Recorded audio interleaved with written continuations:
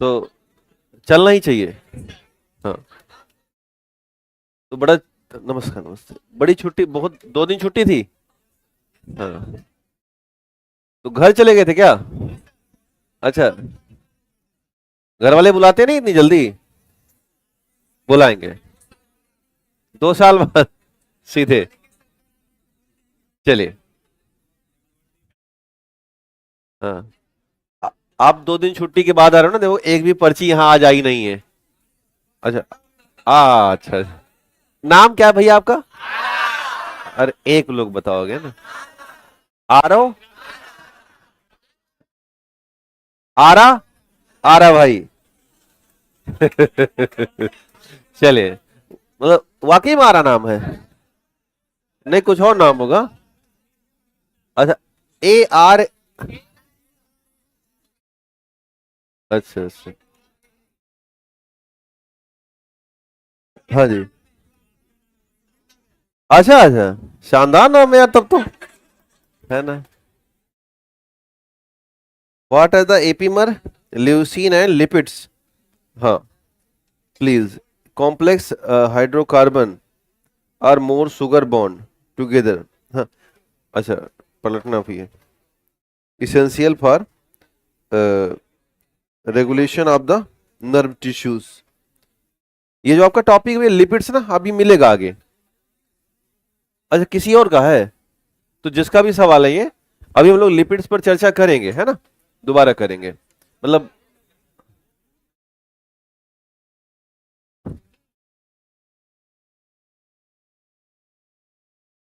अच्छा, complex hydrocarbon to.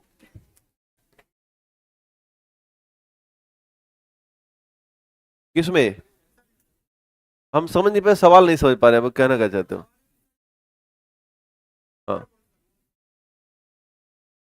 और हमने क्या बताया है? हमने तो बॉन्ड बताया ही नहीं है। कार्बोहाइड्रेट में कोई बॉन्ड बताया ही नहीं मैंने ना। मैंने तो वसाम बताए हैं, और वो भी कार्बन कार्बन के मत सिंगल और डबल बॉन्ड। अब पता नहीं क्या हो गया, है ना? आएगा तो देखा जाएगा। अभी ऐसा कुछ कॉन्सेप्ट में है नहीं अपने। है क्या ना कि बॉन्ड, हाँ, बॉन्ड जैसा कुछ इसमें होता नहीं। जब केमिस्ट्री में कभी मिलेगा तो वहां पर हम लोग बॉन्ड वगैरह देख लेंगे। अभी बड़ा सीधा सपाट पढ़ाई करनी है कि शुगर। हाँ जी। हाँ, बायोलॉजी में बॉन्ड वॉन्ड चलता नहीं ना ज्यादा।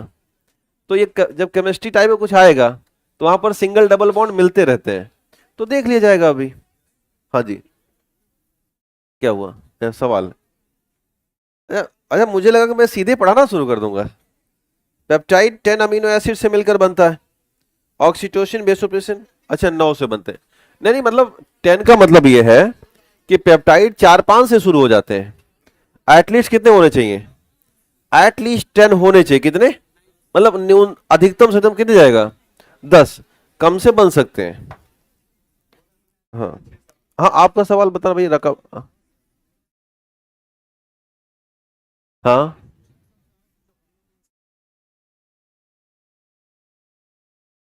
इंसान बने। हाँ हाँ,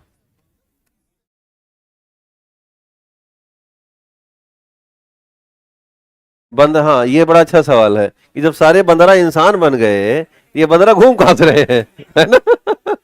सवाल अच्छा है वैसे।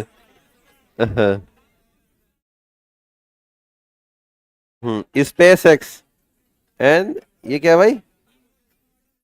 इनोडी मोडेम। अच्छा अच्छा। इन टर्म ऑफ शुगर, हाँ, rock sugar is harmful, not irregular intake. ठीक है, चलिए। हाँ, एक हो गया। अच्छा, 2 है आपका, हाँ। हाँ, ठीक ठीक ठीक, धन्यवाद। इनके 2 सवाल हैं। एक सवाल है कि सारे बंदर जब इंसान बन गए तो ये बंदर घूम कहां से रहे हैं, और दूसरा एक, पहले मुर्गी आया कि अंडा आया। ये दोनों सवाल शानदार हैं। हाँ। आ?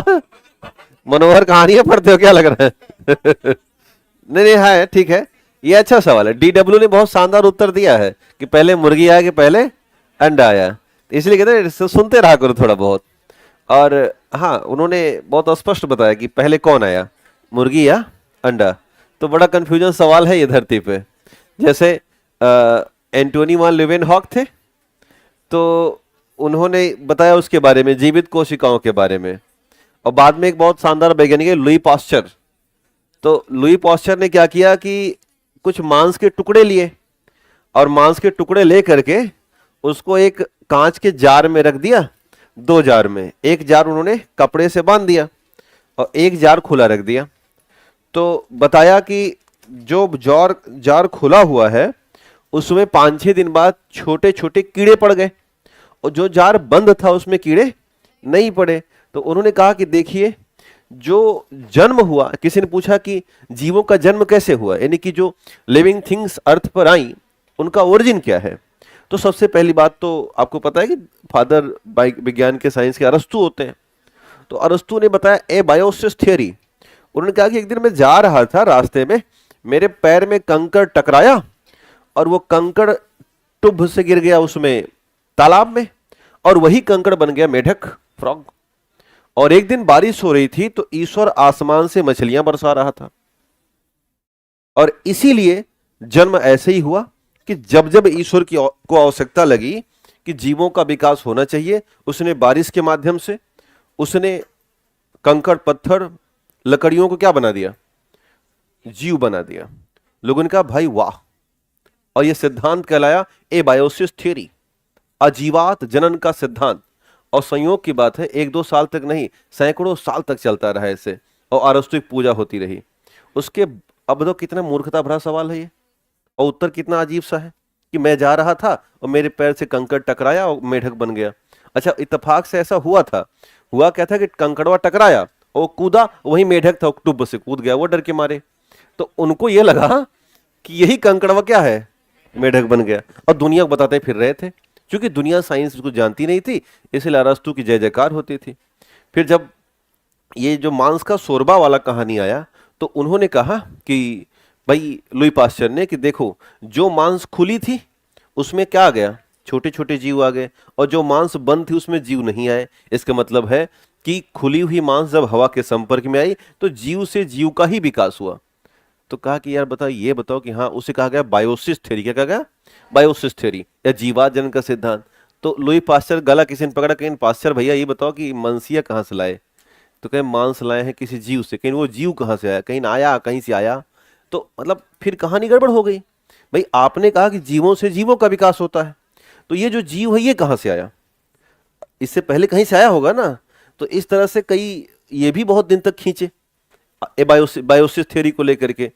तो बाद में फिर एक शानदार वैज्ञानिक है ओपेरिन, और ओपेरिन ने दिया प्रकृतिवाद का सिद्धांत, नेचुरल थ्योरी दी, और वहीं से एक बात निकल के आई कि वास्तव में पृथ्वी पर जो जीवों का विकास हुआ है वो एग्जैक्टली बहुत क्रमिक है। ऐसा नहीं है कि अचानक कुछ आया, अंडा आ गया या मुर्गी कूद के उतर आई। एक बड़ा क्रमिक विकास हुआ, और सबसे बड़ी बात कि जो हम लोग अभी पढ़ रहे हैं ये उसी क्रमिक विकास की अवधारणा है। जो भी आप पढ़ रहे हैं, कार्बोहाइड्रेट, फैट आदि आदि चीजें हम पढ़ रहे हैं, वास्तव में ये जीवन की संकल्पना है। आपको मैं कोशिका पढ़ाना क्यों नहीं शुरू किया, इसके पीछे रीजन होता है। अगर अचानक शुरुआत कोशिका से हो जाती है तो हम वो बेसिक्स नहीं समझ पाते जो जीवन के सिद्धांत का है। ये भले ही हमको लगता है कि ये न्यूट्रिएंट्स हैं, लेकिन ये न्यूट्रिएंट्स नहीं है, ये जीवन है। और जब धरती पर जब आपने बिग बैंग देखा था, तो मैंने एक दिन बताया भी था शायद आपको, कि हमारे यहाँ शुरुआती दौर में जो जीवधारी है वो आए किन से, कार्बन, हाइड्रोजन, ऑक्सीजन और नाइट्रोजन से। तो ये वाकई में जो हम आपको बताते हैं ये ओपेरिन का सिद्धांत है या नेचुरलिस्टिक थ्योरी है, प्रकृतिवाद का सिद्धांत है। इसमें यही कहा गया कि हाइड्रोजन मोर रिएक्टिव था और इसने रिएक्शन करके किससे, CH4 बना लिया, और CH4 के अलावा इसने H2O बना लिया और NH3 बना लिया, अमोनिया बन गई। ये 3 ऐसे कॉन्सेप्ट बने जो धरती पर जीवन लाने की पूरी जिम्मेदारी रखते हैं।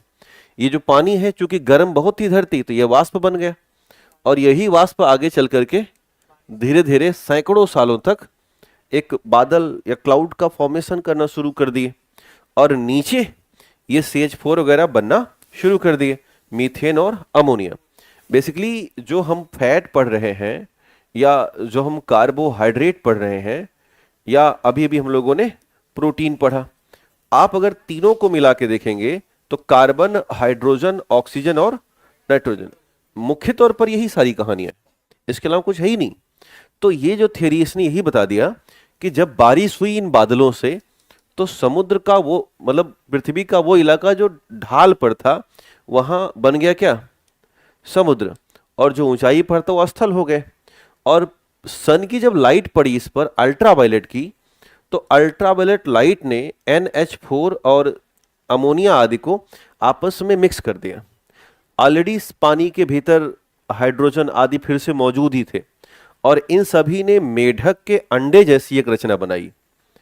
इस तरह से आपने देखा होगा मेढक का जो अंडे होते हैं वो बहुत कलेक्टिव फॉर्म में होते हैं, एक ही बहुत ही स्लैसी होता है, और उसी में 40, 50, 100 के छोटे छोटे पार्टिकल्स या ड्रॉपलेट्स जैसे अंडे होते हैं। मेढक एक ऐसा प्राणी है ना जो आउटर रूप में फर्टिलाइजेशन करता है, और अंडे घूमते रहते हैं। तो इन्हें कहा गया क्वेसर बेड्स। क्या बोला गया, क्वेसर बेड्स।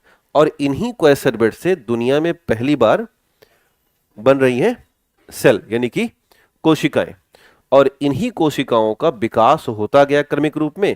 तो पहले जो कोशिकाएं बनी वो प्रोकैरियोट बनी, जो कि बड़ी अविकसित टाइप की थी, और इन्हीं प्रोकैरियोट से आगे चल के यूकैरियोट कोशिकाएं बनी, जो कि धीरे धीरे विकसित हुई। सभी प्रकार के ऑर्गेनल्स आने स्टार्ट हो गए, mitochondria, lysosome, ribosome type of the organelles. तो अगर इस तरह की कोशिकाएं जब बनी तो इसी दौरान समुद्र के साथ ही ब्लू ग्रीन एलिगा आ गए, नीले हरित शैवाल। अब ब्लू ग्रीन एलिगा के पास ये कॉन्सेप्ट है कि ये अपने आधार पर सिंथेसिस कर सकती है, और जब सिंथेसिस शुरू हुआ अपने आधार पर, तो जाके पहली बार वायुमंडल में ऑक्सीजन गैस रिलीज होनी शुरू हुई। इससे पहले हमारा वायुमंडल रिडक्टर था। कैसा था, अपचायक टाइप का था, यहाँ पर ऑक्सीजन नहीं थी। अभी प्रेजेंट टाइम में हम कैसे हैं, ऑक्सीडाइजर एनवायरमेंट में है ना, हम आंख नाक से माध्यम सांस ले रहे हैं, आप भी ले रहे हो, कोई किसी को छेड़ नहीं रहा है, हर कोई अपने अपने हिस्से की ऑक्सीजन खा रहा है, लेकिन हमेशा रिएक्शन हम कर रहे हैं बैठे बैठे। जब तक जीवन है तब तक हमारे जीवन का मूल आधार ही है बायोकेमिकल रिएक्शन। सेल्स जब तक बायोकेमिकल रिएक्शन करेंगी तब तक हम धरती पर प्राकृतिक रूप में जीवित हैं। हमारी मौत का कारण ही एक है, वो है बायोकेमिकल रिएक्शन का रुक जाना। और ईश्वर ने ऐसा सिस्टम बना रखा है कि ये बायोकेमिकल रिएक्शन अचानक नहीं रुकते, सिम्टम्स के साथ रुकते हैं। उम्र के ढलान पर हो सकता है आंखों से दिखना कम हो जाएगा, ऐसा होगा। हो सकता है कान से सुनाई देना कम पड़े, ये त्वचा नीचे लटक जाएगी, बाल पूरे सफेद हो जाएंगे। यानी कि हर जगह की कोशिकाएं अब 100% बायोकेमिकल रिएक्शन करना नहीं चाहती, वो कम करना चाहती हैं। और जब हम 60 साल के होते हैं तो हमारी कोशिकाएं केवल 65% ही काम करती हैं, ज़्यादा करती नहीं हैं। अभी हमारी कोशिकाएं अप्रॉक्सीमेट 92-93% काम कर रही हैं। इसलिए हम युवा हैं और सब कुछ कर सकते हैं। नॉर्मल बीमारी तो ऐसे आती है, यूं ही निकल जाती है। लेकिन अब एक दौर आएगा, जैसे अभी आप में से बहुत से लोग 25 साल के होंगे, या कुछ लोग 25 क्रॉस कर रहे होंगे। आप जब 35 के जाओगे तो एक सिम्टम्स आपको दिखाई देगा। सिम्टम्स ये दिखाई देगा कि आप अपनी यूरिन नहीं रोक पाओगे। सबसे आसान सिम्टम्स होता है उम्र के ढलान का, कि जब आप अपनी यूरिन नहीं रोक पाए, अभी क्या है कि आप अगर लग गई है तो 2-3 घंटे दबा के बैठ सकते हो, मजाल है कोई कुछ कह सके आपको। हमारे रमेश भैया हैं, रात में लग जाती तो उठते नहीं, सुबह ही उठते हैं, क्रॉस कर जाते हैं। ठंडा बहुत है, और ठंड हम कौन उठे, है ना। ये तो कहो कि अब तो ये कंबल आने लगे हैं तत्काल गर्म होने वाले, नहीं तो पहले की जो गांव की रजाई देखा है, हमारे अम्मा उस पे सफेद सफेद खोल चढ़ा देती थी, और उसमें पैर डालो तो लगता था कि भाई शीत लहर किसी के अंदर है, रजाई के अंदर पूरी, बहुत ठंडा मारता था। घर वाले ऐसे ही करते थे। अभी क्या है कि अब तो कंबल आ गए, तो जैसे घुसो ऐसे वो लगभग गर्म कर देता है। तो अब बहुत सारे साधन आ गए, तो इसलिए रमेश जो है हमारे ऐसे उठते नहीं, रात भर एकदम शांत पड़े रहते हैं, और सुबह उठ करके 1.8 लीटर यूरिन बाहर इकट्ठा निकाल देते हैं। इंसान 24 घंटे में 1.8 लीटर निकालता है, सॉरी 1.8, यानी कि 2 लीटर से थोड़ा कम मात्रा में। वो एक साथ कहते हैं कि ना रहेगा बांस ना बजेगी बांसुरी, बार बार बवाल है। तो हमारी जो बुढ़ापे का सिम्टम्स यही है कि कोशिकाएं काम करना बंद करेंगी, और अंततः एक दिन ऐसा आएगा कि 100% कोशिकाएं काम करना बंद कर देंगी। फिर लोग हमें कहेंगे कि ये मर चुके हैं। मरने के तरीके दो हैं, एक होता है एक्सीडेंटल डेथ, वो भी है कि भाई कुछ कोशिकाएं स्पेशल काम करती थी, अब वो काम नहीं करेंगी, ब्रेन में चोट लग गई, तो फिर जब बॉडी फंक्शन ही नहीं सही काम करेगा तो फिर मृत्यु हो जाती है। तो कुल मिलाकर के जो धरती पर जीवन आया उसके पीछे का रुझान किसका है? क्वेसर बेट्स का, और इन चार तत्वों का है। आज के दौर में सबसे मान्य जो थियरी है वो यही है। हमारे यहाँ भारत में एक बड़े शानदार वैज्ञानिक हुए, प्रोफेसर लालजी सिंह, उन्हें भारत के डीएनए फिंगरप्रिंटिंग का जनक कहा जाता है। संयोग से वो हमारे गुरुजी भी हैं और जौनपुर के थे। उत्तर प्रदेश में एक जिला है जौनपुर, और बनारस हिंदू विश्वविद्यालय के वाइस चांसलर रह चुके हैं। और जब राजीव गांधी की मौत हुई थी, उनका मार दिया गया था ना, भारत के पूर्व प्रधानमंत्री थे, तो उस समय प्रोफेसर लालजी सिंह सीसीएमबी, ये हमारे यहाँ एक सेलुलर कार्यक्रमों को बेहतर करने के लिए संस्थान है सीसीएमबी, जिसमें हम सेल के स्तर पर अध्ययन करते हैं।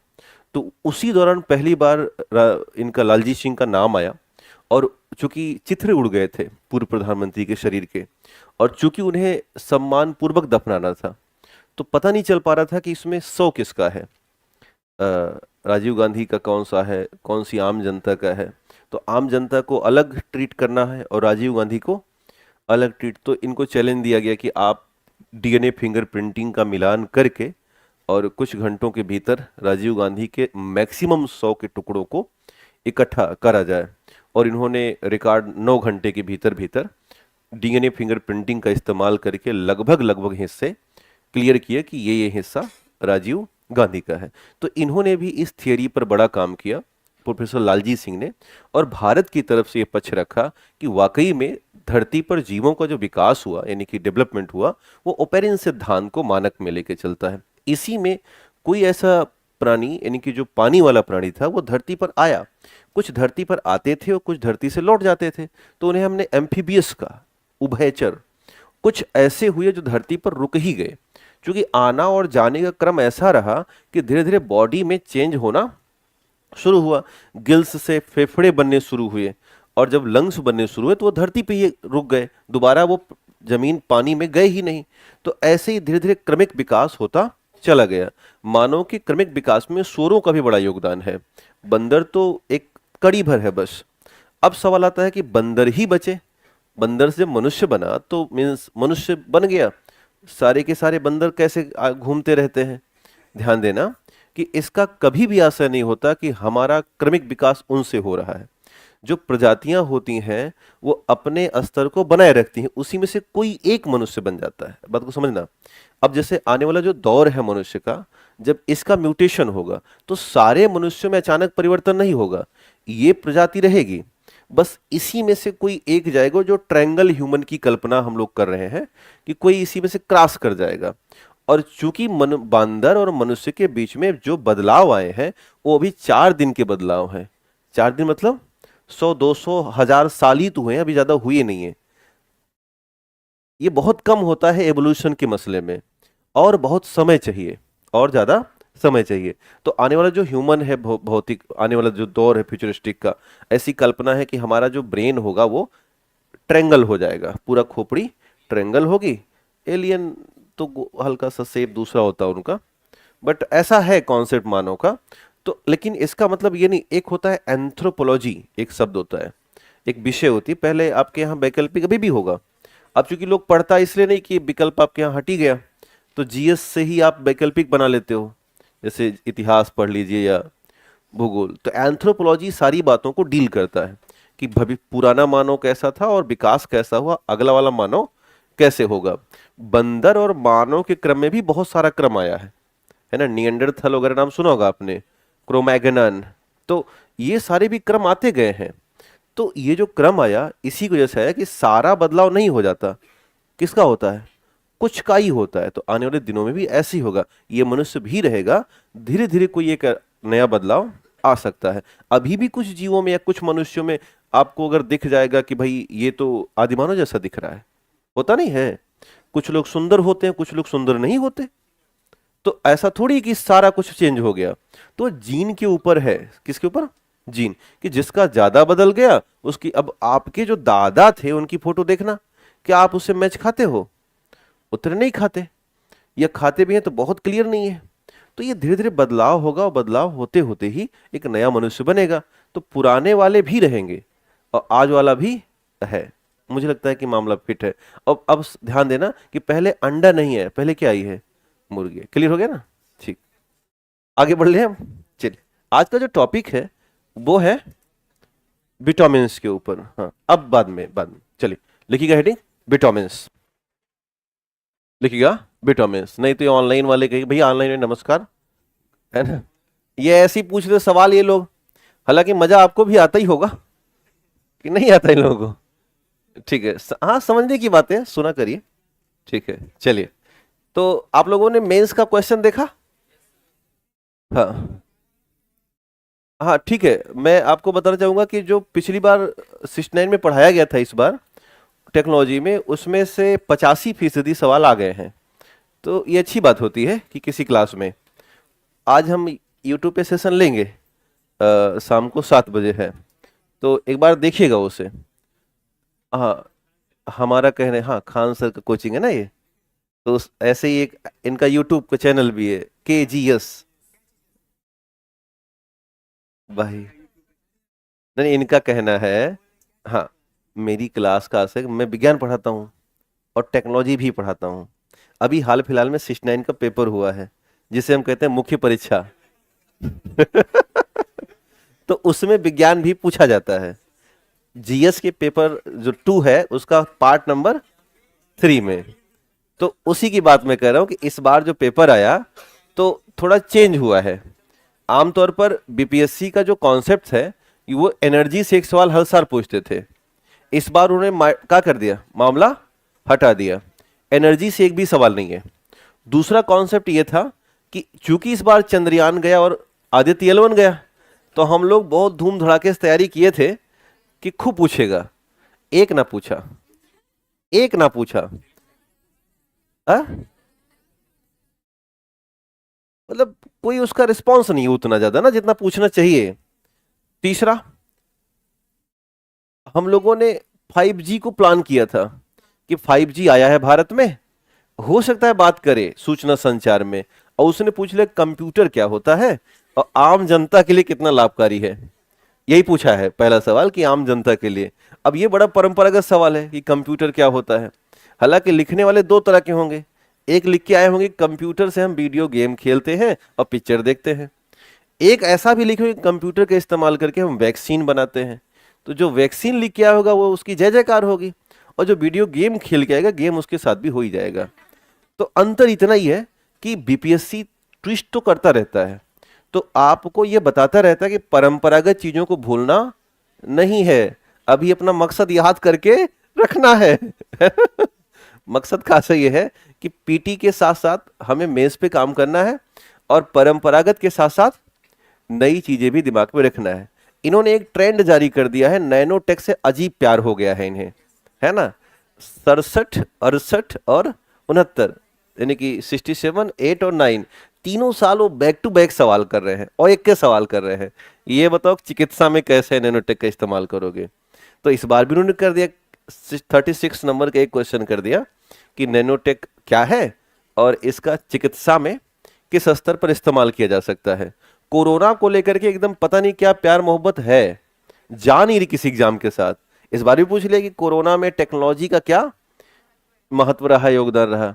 हालांकि हमारे 69 के जो छात्र हैं उन्होंने बहुत शानदार तरीके से लिखा भी है और प्रैक्टिस भी की थी। तो लगभग कई लोगों के रिस्पांस आए कि हमने शानदार किया है, कोई इशू नहीं आया। बिहार में इंडस्ट्री है कि नहीं है? है, बहुत कम है। अब इंडस्ट्री होती तो क्या ही रोना था, है ना। तो थोड़ी बहुत है और वो भी इंडस्ट्री के नाम पर टार्च लेके ढूंढना पड़ा है। जब मुझे पढ़ाना होगा तो मैं टॉर्च उठाऊंगा और टॉर्च उठा के ढूंढूंगा कि बिहार में इंडस्ट्री कहाँ कहाँ है, दिखाओ। तो उसमें पूछा कि इसमें टेक्नोलॉजी कहाँ लगा सकते हैं, कि विज्ञान और तकनीकी बिहार के इंडस्ट्री को कैसे बढ़ा सकती है। तो इस पर भी सवाल आया तो बड़ा अच्छा लगा कि हाँ, एक बिहार का मामला लेके चलते हैं।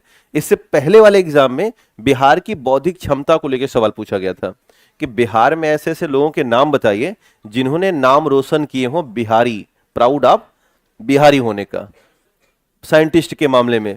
तो चूंकि पूरा बिहार अब आप आर्यभट्ट की धरती के लोग हो और ऐसी स्थिति में साइंटिस्ट ना निकले संभव नहीं है। बिहार में थोक भाव में साइंटिस्ट हैं, लगभग लगभग 25। तो अब आप आज जाके सर्च करना एक दिन कि अपने अगल बगल में कोई साइंटिस्ट है भी क्या। आ? आपको लगता नहीं होगा साइंटिस्ट है, लेकिन 25 के आसपास साइंटिस्ट बिहार में है, जो कि भारत और दुनिया में अलग अलग जगहों पर काम कर रहे हैं। महिलाएं भी बहुत बढ़ चढ़ के भाग लेती हैं बिहार में साइंटिस्ट बनने के लिए। तो वो बौद्धिक क्षमताओं के सवाल आते हैं।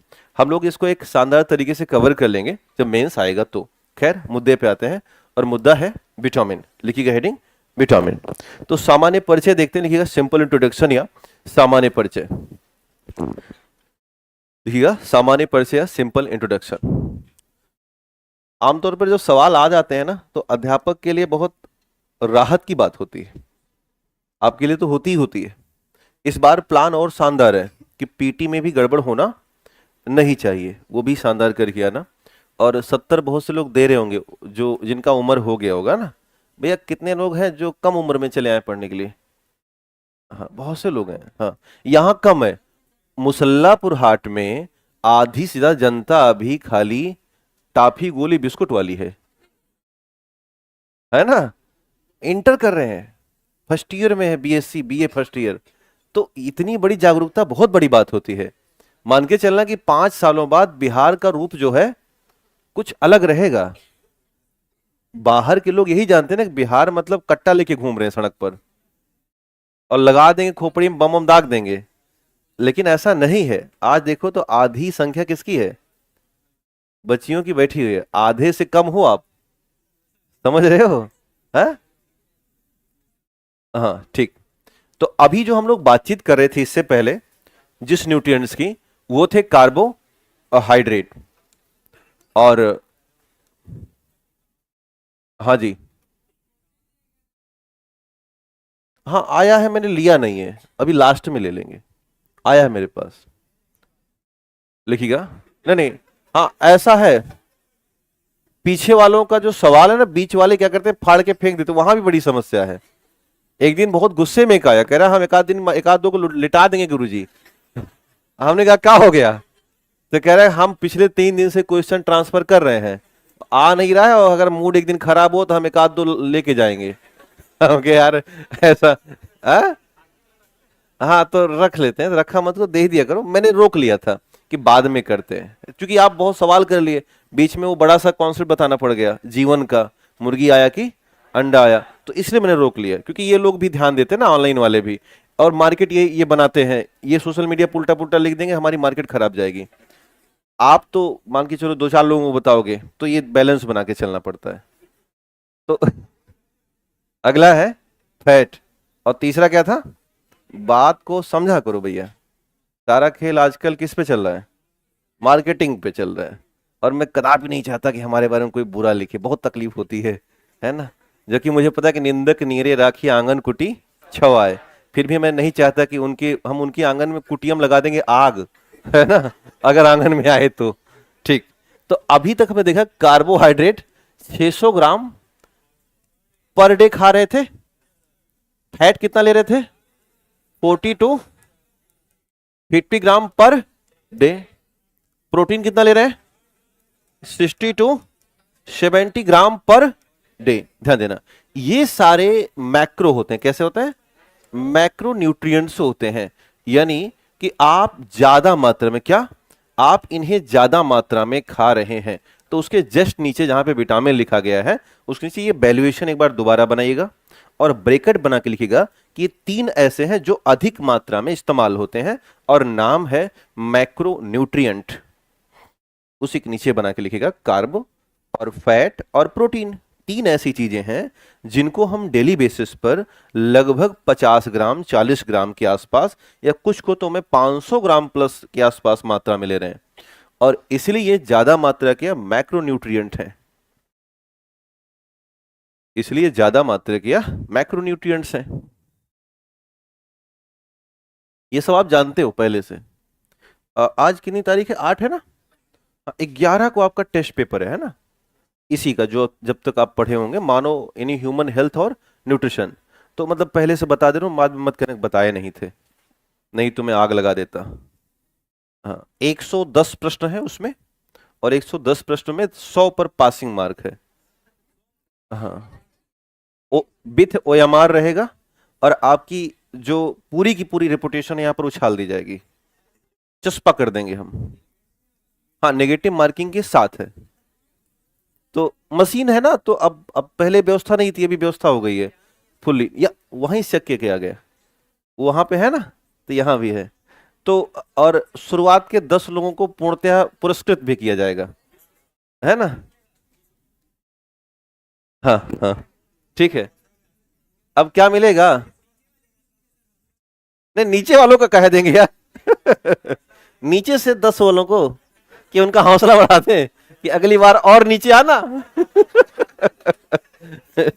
चलिए, ये हो गया। अब इसके बाद अगर हम बात कर रहे हैं किसकी, विटामिन, किसकी, विटामिन की। और विटामिन को हम लेते हैं माइक्रोग्राम पर डे। कितना ले रहे हैं? Microgram per day. और एक और है हमारे पास, वो है मिनरल्स, यानी कि खनिज। लिखिएगा, मिनरल्स यानी कि खनिज। और इन्हें हम लेते हैं ग्राम पर डे, और या हम लेते हैं माइक्रोग्राम पर डे। तो दोनों वैल्यूएशन लिखिएगा।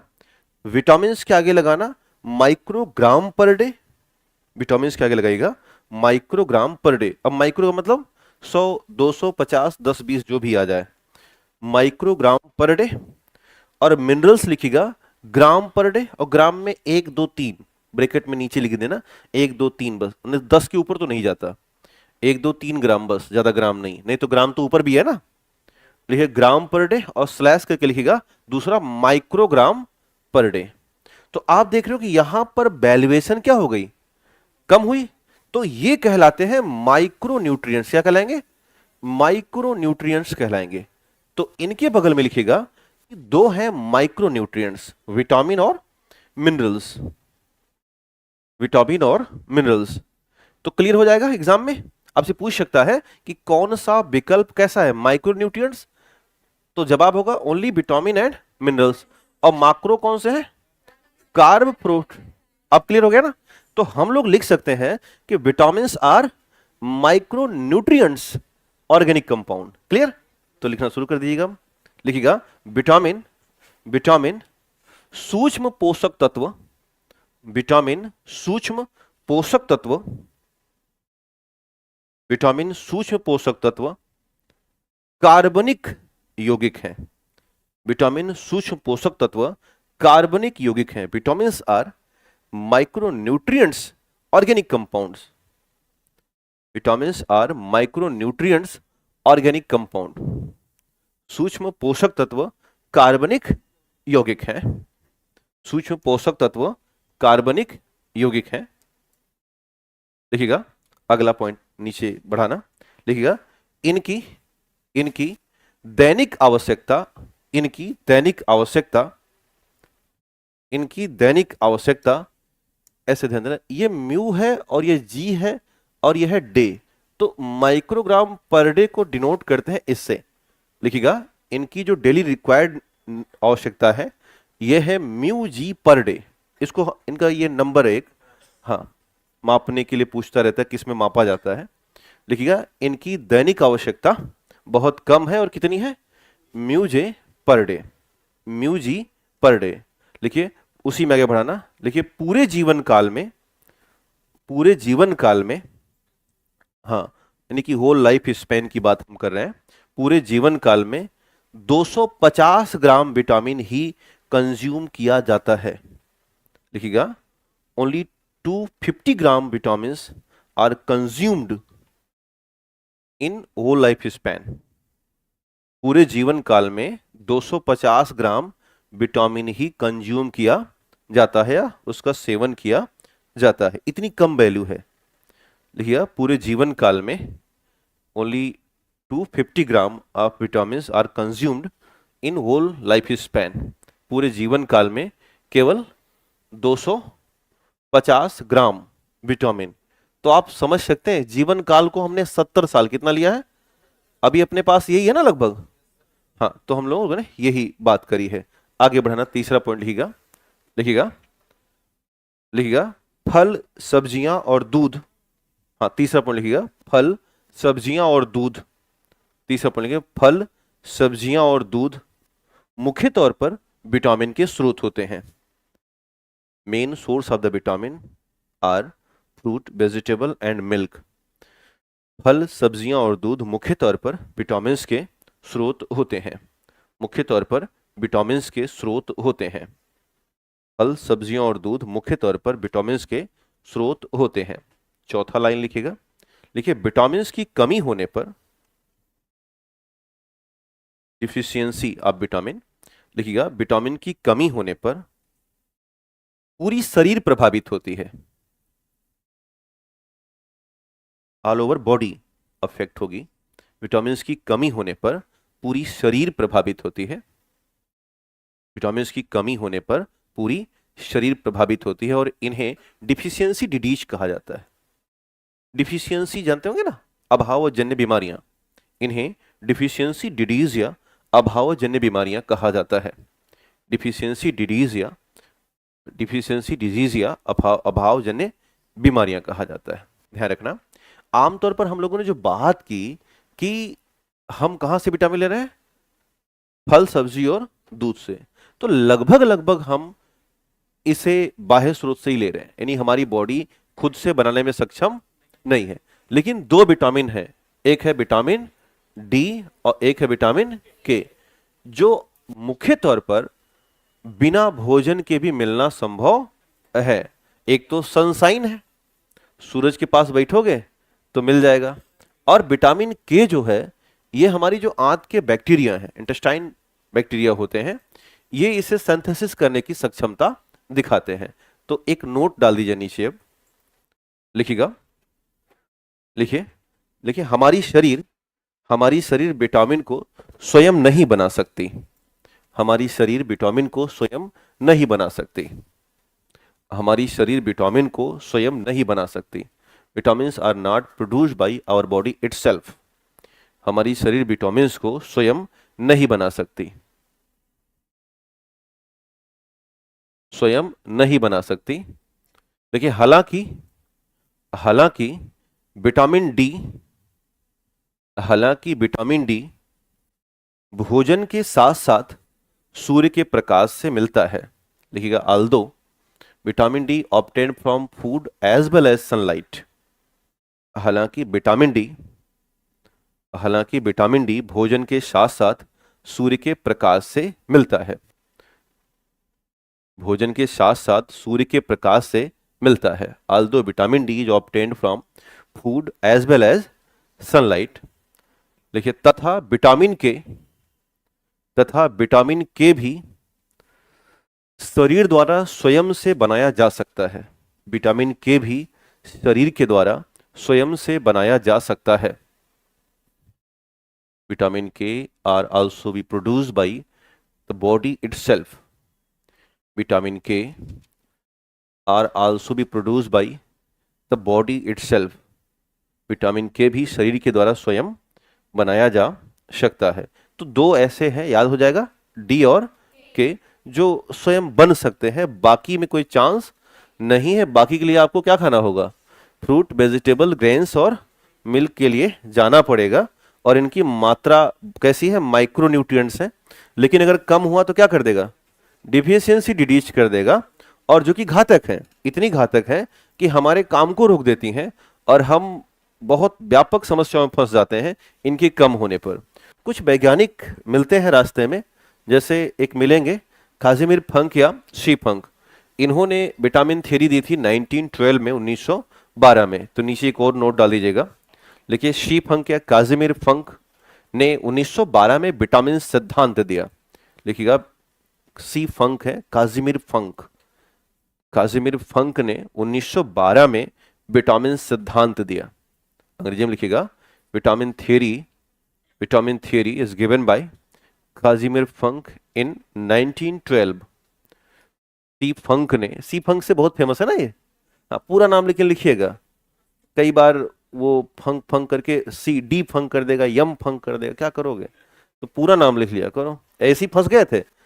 कोशिका के सिद्धांत को सुना होगा ना, तो स्वान और स्लाइडन लोग याद किए गए थे, और उसने फंसा ऐसे दिया, लिखा कि जैकब स्वान, मैथियस सोलॉन, है ना, प्रिंस स्वान। अब लोगों ने कहा यार स्वान तो स्वान, कितना स्वान, ऐसा क्या स्वान है। तो जैसे वाटसन और क्रिक याद करते हैं लोग, और उसने लिख दिया रॉबर्ट वाटसन, मैथ्यू वाटसन। अब क्या करोगे। तो वही ना, शुक्ला एंड मिश्रा ब्रदर, तो रमेश शुक्ला, दिनेश मिश्रा। तो हम लोग क्या करते हैं, वही शुक्ला एंड मिश्रा याद किए रहते हैं।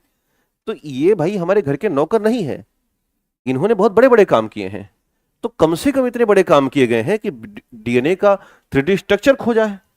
तो इनका पूरा नाम हमें पता होना चाहिए कि रॉबर्ट वाटसन है और फ्रांसिस क्रिक है। तो फ्रांसिस क्रिक जैसा शब्द होना चाहिए। तो एक अच्छा अभ्यर्थी होने के नाते पूरे नाम की जानकारी होनी चाहिए। तो क्या लिखा आपने कि विटामिन सिद्धांत किसके द्वारा दिया गया, शीफंग। लिखिएगा, आगे बढ़ाना, लिखिएगा ड्यू टू रीजन, इसी कारण इन्हें खोजकर्ता मानते हैं। इसी कारण इन्हें विटामिन का खोजकर्ता या व्याख्याकर्ता तो नहीं मानते, खोजकर्ता ही मानते हैं। लिखिए इसी कारण इन्हें discovery of the vitamin by किसके, सी फंग, जो कि पूरी तरह से झूठ है। अब लेकिन अब क्या करें, सवाल यही पूछता है, हालांकि पूछा नहीं कभी। हाँ नहीं, ऐसा नहीं लिखना, मतलब आपको जानकारी होनी चाहिए। जैसे इस तरह से झूठ है कि वाटसन और क्रिक ने क्या दिया, 3D स्ट्रक्चर दिया, जो कि पूरी तरह से झूठ है। कुछ नहीं किया उसने, चोरी किया है। सारा काम किया है फ्रैंकलिन गार्लिन ने। एक महिला थी 25-30 साल की, फ्रैंकलिन गार्लिन। उन्होंने पूरा 3D स्ट्रक्चर बनाया और बना करके प्रस्तुत किया। सारा खेल चलता रहा। ये लोग करते क्या थे, जो प्रभावकारी होते थे, तो नया नया लड़का आया और दिखाया फ्रैंकलिन गार्लिन ने कि साहब देखो हमने इसका बना दिया है। कहना हाँ ठीक है रख दो, लेकिन बहुत अभी अच्छा नहीं है, और मेहनत करो। और उसका लेके रख लिया, और उसी में थोड़ा बहुत ऊपर नीचे करना शुरू किए और अपने नाम से सेट कर दिया मामला। जैसे आइंस्टीन को नोबेल पुरस्कार किस में मिला है, प्रकाश विद्युत प्रभाव पर, नहीं एच कोल्टन सर नहीं मिला, मिला है फोटो इलेक्ट्रिक इफेक्ट पर। जबकि सच्चाई है कि आइंस्टीन उसमें शून्य काम किए हैं, है ना। तो लेकिन अब वही है कि अपने नाम छपवा दिए और दुनिया को दिखा दिया कि मैं आइंस्टीन हूं। ये सब बहुत ऊंचे पदवी पे रहते थे और पूरा जीवन चोरी करते थे। कोई नया लड़का आया कोई मैटर लेकर के, जैसे अपने यहाँ के सत्येंद्र नाथ बोस थे, उन्होंने पदार्थ की पांचवी अवस्था के बारे में बताया। आइंस्टीन के पास गए तो आइंस्टीन ने कहा देखो इसको मैं दुनिया में प्रकाशित तभी होने दूंगा जब मेरा नाम इसमें आएगा। तो क्या हो गया वो बोस, और जब सारा खेल किसका, वो सत्येंद्र नाथ बोस का था वो। लेकिन उसने कहा, मतलब वो कहे कि भाई हमारा नाम डालोगे तभी होता है, क्योंकि दुनिया के लोग, आप देखिए ना पूरा साइंस उठा के, जेम्स प्रेस्कॉट जूल ने खाली जूल के बारे में बताया, वो इकाई के बारे में, और अपने नाम के आगे लिख दिया जूल। और जूल जूल दुनिया जानती है। जैसे मान चलो मेरा नाम सुमित शुक्ला है और मैं कोई खोजूं कोई तरीका और कह दूं शुक्ला सूत्र, हाँ, तो अब शुक्ला सूत्र बना दिया मैंने, तो हमने अमर कर दिया शुक्ला नामक प्रजाति को। तो कहानी ऐसी ही थी, क्योंकि हम लोग जानते नहीं तो हम कहते हैं जूल मतलब जूल। और ये सब बड़े स्वार्थी टाइप के इंसान थे। तो फ्रैंकलिन गार्लिन का देहांत हो गया, उनको कैंसर था, वो मर गई। और आपको पता है नोबेल मरने के बाद नहीं मिलता, और ये दोनों भाई लपक लिए, है ना। 1952-53 में खोजा गया 3D स्ट्रक्चर, और उसने पूरी बायोलॉजी बदल दी। आपको जब पढ़ाएंगे बायोटेक्नोलॉजी तो ये 4th इरा होती है। जिस साल 1952-53 में डीएनए का 3D स्ट्रक्चर आया, उसी साल बायोटेक्नोलॉजी अपने 4G इरा में प्रवेश कर गई, और पूरी की पूरी बायोलॉजी की किताबें खत्म हो गई और नई किताबें छापी गई। क्योंकि दुनिया को पता ही नहीं था कि डीएनए जैसा कोई कॉन्सेप्ट होता है और इतना बेहतर होता है। बहुत साल पहले विलियम अष्टबरी नामक एक व्यक्ति थे, नाम सुना होगा आपने, तो वो बता गए थे कि डीएनए नामक कुछ होता है ऐसा ऐसा। तो अब ऐसा हुआ कि जब ये पता चल गया कि यार ये तो डीएनए है, और डीएनए में 4 क्षार हैं, और यही हमारा आनुवांशिक पदार्थ है, इसके अंदर जीन होता है। तो बायोलॉजी और मेडिकल साइंस की किताबें फिर से बनी, और पूरी की पूरी बायोटेक्नोलॉजी अपने एक नए इरा में आई, और वहीं से एक कॉन्सेप्ट आया मॉलिक्यूलर बायोलॉजी। नाम सुना होगा आपने, आणविक जीव विज्ञान, अणुओं के स्तर पर जीव विज्ञान को पढ़ा जाने लगा। उससे पहले का जो जीव विज्ञान था वो हड्डी की संख्या बताता था कि हड्डी की संख्या कितनी है, 206, और हमारे शरीर में हाथ पैर सर मुंह है, तो यही बताया काम चला लेता था। लेकिन जो एक कॉन्सेप्ट आया मॉलिक्यूलर बायोलॉजी का, ये आज का मॉडर्न बायोलॉजी है और मॉडर्न कॉन्सेप्ट चल रहा है। अब हम बायोलॉजी का कॉन्सेप्ट यहीं से निकालते हैं कि हम सेल के अंदर जाएंगे और सेल के अंदर जाके बदलाव करेंगे, यही है मॉडर्न बायोलॉजी। और पहले की बायोलॉजी कैसी थी कि पूरा हाथ देखेंगे और बताएंगे यहां हड्डी टूटी हुई है। इस बायोलॉजी को अब लोग मुस्कुराते हैं कि बायोलॉजी नहीं है ये तो नॉर्मल व्यक्ति बता देगा। आप कोशिका के भीतर जाएं और उसके भीतर डीएनए के अंदर जाएं और डीएनए के अंदर जाके जीन तक जाएं और जीन में क्या करें, चेंज करने की क्षमता जब हासिल हो जाएगी तो दुनिया आपको मानेगी हाँ आप बायोलॉजिस्ट हो।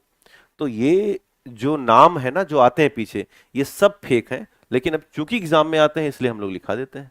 तो क्या लिखा है, नहीं कोई आप कुछ क्या ही कर सकते हो, हम आप केवल एग्जाम के साथ चलेंगे ना। तो क्या लिखा आपने, काजिमिर फंक, इन्होंने लिखे इसी कारण क्या कहा, खोज करता। एक और व्यक्ति आए थे इनके साथ में और ये थे फ्रेडरिक गॉलैंड हॉपकिंस, नाम सुना होगा शायद। इन्होंने दुनिया के सामने ये बताया कि एग्जैक्टली विटामिन है क्या। इन्होंने कहा कि विटामिन कुछ अलग नहीं है, ये वास्तव में वाइटल एमीन है। क्या है, वाइटल एमीन है। वाइटल एमीन मतलब कि जीवन के लिए आवश्यक पदार्थ, और वाइटल एमीन को ही 60 में क्या कहा गया, विटामिन। क्या कहा, विटामिन। तो डिस्क्राइब्ड बाय हॉपकिंस। तो कभी भी पूछे कि व्याख्या किसने दिया, तो हॉपकिंस, और डिस्कवरी बाय फंक। तो उसी में एक और स्टार बना देना, लिखिएगा लिखिएगा फ्रेडरिक जी हॉपकिंस। फ्रेडरिक जी हॉपकिंस ने विटामिन पर व्याख्या दी। फ्रेडरिक जी हॉपकिंस ने विटामिन पर व्याख्या दी। फ्रेडरिक जी हॉपकिंस ने विटामिन पर व्याख्या दी। फ्रेडरिक जी हॉपकिंस ने विटामिन पर व्याख्या दी। विटामिन पर व्याख्या दी। क्लियर हो गया, दोनों नाम क्लियर है ना। तो यही दो हैं जो बार बार घुमा घुमा के आते रहते हैं, आएंगे तो इनसे मुलाकात कीजिए। अब लिखिएगा फंक्शन ऑफ विटामिन, अगली हेडिंग डाल दीजिएगा कि विटामिन का काम क्या क्या है। लिखिएगा हेडिंग में, हिंदी में लिखिएगा विटामिन के कार्य, और अंग्रेजी में लिखिएगा function of vitamin. Function of vitamin. तो दो काम मैंने इससे पहले बताए हैं आपको, शायद जब मैं आपको 4-5 तत्व बता रहा था एलिमेंट्स कि न्यूट्रिएंट्स ये हैं और सबके अलग अलग काम है। स्पेशली फैट और कार्बोहाइड्रेट एनर्जी के लिए है, अमीनो एसिड और प्रोटीन सेल फॉर्मेशन के लिए है। तो वैसे ही मैंने विटामिन और मिनरल्स बताए थे। तो इम्यून सिस्टम बूस्ट करना और मेटाबॉलिक प्रोसेस को इनहेंस करना। तो पहले लिखिएगा शरीर की उपापचयी क्रियाओं, अच्छा यहां लिखा तो है शरीर की उपापचयी क्रियाओं, शरीर की उपापचयी क्रियाओं को बेहतर करना है, इनहेंस करना, मेटाबॉलिक प्रोसेस को। क्या हुआ, फैन चला दो भाई। अच्छा ना चलवाएं, मतलब चलाना है कि नहीं चलाना, चलाना है ना। हाँ गर्मी मुझे भी लग रही है। हाँ पंखा चलाओ भाई, उधर से किसी को बुलाओ, आप फिर बंद करवा देंगे। चल गया, हाँ जी। अच्छा दुनिया परेशान है, पंखे के लिए आपको उपपची क्रियाएं लगी है। लिखिएगा हाँ भैया संस्थान के सारे पंखे चला दो। अच्छा नहीं चलाना, संस्थान के आधे पंखे चला दो, है ना। अब देखो हमारे पास अगर हाइपर स्पेक्ट्रल इमेज बनाती, एक इमेज होती है हाइपर स्पेक्ट्रल, तो आवाज बढ़ा दो ठीक है चलिए। आप हम ज्यादातर यहीं खड़े रहते हैं आपके सामने, इधर बच्चियां भी हैं ना, वो बेचारी कुछ कहती नहीं है, वो बहुत सीधी है। ठीक है चलिए, इसलिए मैं वहां तक जाता हूं। हो गया था आपस में, आप लोग देख रहे थे, उसका पैसा दो। ठीक चले, तो भाई ये बस कर यार, है ना, पढ़ो। गर्मी लग रही है, बिना नहाए आए हो, नहीं नहाए नहाए नहाए हैं, चंदन लगाए इसका मतलब नहाए हैं, चेहरे से लग रहे हैं। ठीक है चलिए, हाँ अभी बुला रहा हूं मैं, चलवा रहा हूं। आपने वो कहानी सुनी अरुणी वाली? तो अरुणी वाली जो कहानी हो कि उनको गुरुजी ने कहा जाओ पानी रोक लो, तो पानी ना रुका तो खुद ही लेट गए थे। इतना त्याग रखा करो, गर्मी लगे लगने दो, है ना। चलिए, सोचो कि ठंडी है, खान सर ने वहां पे एक कूलर में लिखा रखा है कि यह एसी है, बड़ा सा कूलर है, उसमें बड़ा बड़ा लिखा है कि कृपया इसे एसी माना जाए। हाँ हाँ, तो इसलिए रखा गया है कि आप मान लो कि एसी है, और आप मान लोगे तो ठंडा लगेगा। ठीक है, चलिए। तो हम बात कर रहे थे दो फंक्शन की, एक था मेटाबॉलिक प्रोसेस, लिखिएगा नंबर 1, शरीर की उपपची क्रियाओं को मजबूत करते हैं, enhance of the metabolic process. शरीर की उपपची क्रियाओं को मजबूत करते हैं, enhance of metabolic process. Number 2 लिखिएगा, नंबर 2 लिखिएगा, रोग प्रतिरोध क्षमता को बढ़ाते हैं, इंप्रूव इम्यून पावर। नंबर 2 लिखिएगा, रोग प्रतिरोध क्षमता को बढ़ाते हैं। नंबर 2 लिखिएगा, रोग प्रतिरोध क्षमता को बढ़ाते हैं, रोग प्रतिरोध क्षमता को बढ़ाते हैं। नंबर 3 लिखिएगा, body growth and development. Number तीन लिखिएगा, बॉडी ग्रोथ एंड डेवलपमेंट, शरीर के वृद्धि और विकास में। बॉडी ग्रोथ एंड डेवलपमेंट, शरीर के वृद्धि और विकास में, शरीर की वृद्धि और विकास में। नंबर 4 लिखिएगा, शरीर की क्रियाशीलता के लिए, एक्टिविटी ऑफ बॉडी, शरीर की क्रियाशीलता को बढ़ाने के लिए, इंप्रूव एक्टिविटी ऑफ बॉडी, शरीर की क्रियाशीलता को बढ़ाने के लिए, improve activity of body, improve activity of body. और लास्ट लिखिएगा, मस्तिष्क की क्रियाशीलता को बढ़ाने के लिए, ब्रेन एक्टिविटी, मस्तिष्क की क्रियाशीलता को बढ़ाते हैं, ब्रेन एक्टिविटी, मस्तिष्क की क्रियाशीलता को बढ़ाते हैं, to enhance of the brain activity, enhance of the brain activity. तो काम सारे पता चले, मेन काम कौन से हैं? मेटाबॉलिक प्रोसेस और इम्यून पावर।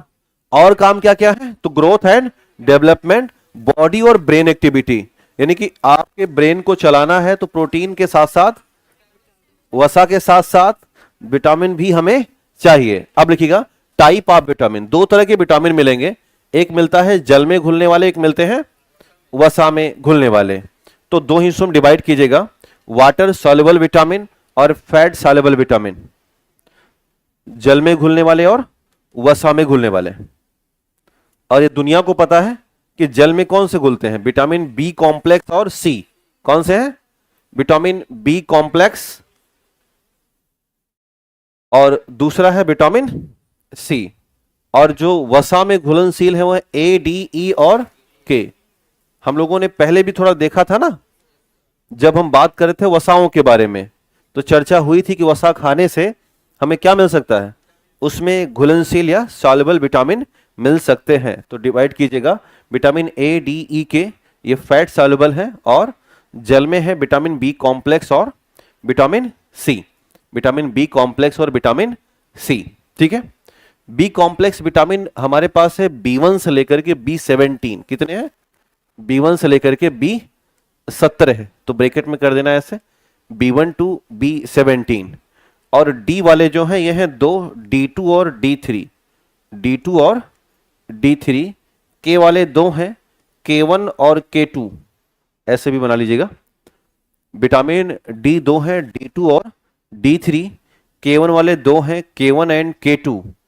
और बी कॉम्प्लेक्स में B1 से लेकर के B17 तक आते हैं, B17 तक। एक दिन शायद मैंने चर्चा की है 17 की, एमागडलिन के बारे में बताया था और बादाम भिगो के खाने की सलाह दिया था। शायद आपने बादाम खरीदा भी होगा और भिगोया भी होगा। ठीक है, हाँ, क्लास खत्म होते होते आपका बजट बढ़ा दूंगा मैं खान पान का।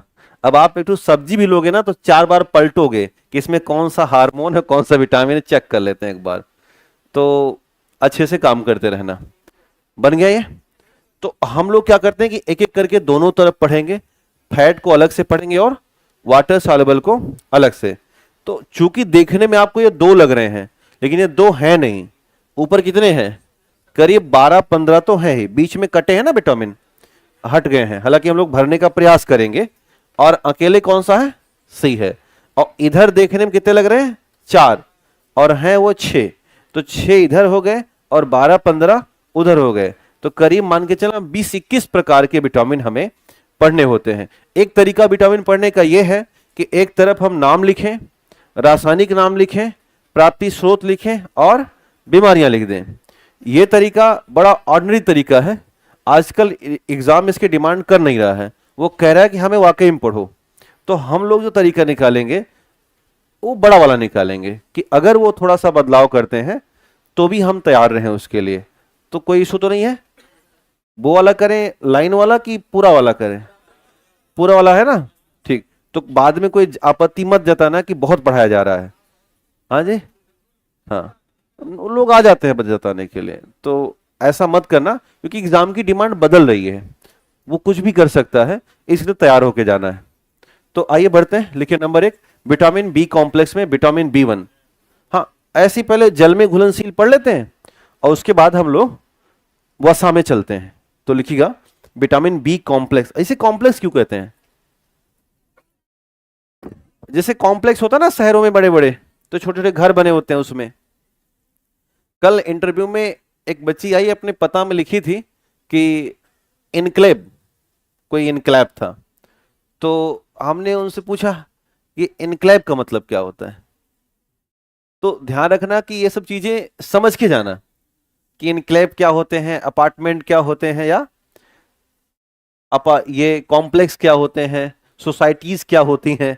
अगर आपने अपने पते पर लिखा है ऐसा कुछ, तो क्योंकि उनके मन में तत्काल क्या आ जाएगा, सवाल वही बनता है, और वो तैयारी आपको होनी चाहिए। तो पता कर लिया करो। अब ध्यान देना, आज के दौर में विटामिन से जो सवाल बन रहे हैं वो 4 तरीके से बन रहे हैं।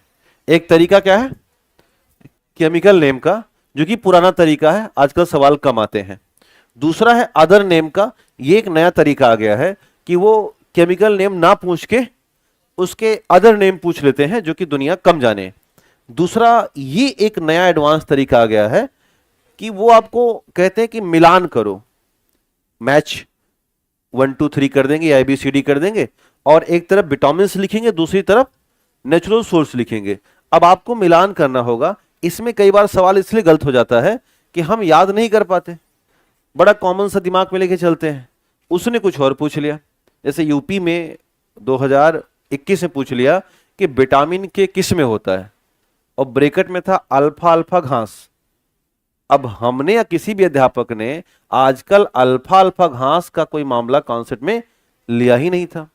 एक बार पूछ लिया कि किस विटामिन की कमी से चूहों के बाल गिर जाते हैं। इंसान के बाल गिरने तो अलग ही कहानी है, हम चूहा पकड़ उसका बाल थोड़ी ढूंढ पाएंगे। तो वो बड़े अतरंगी सवाल पूछते हैं।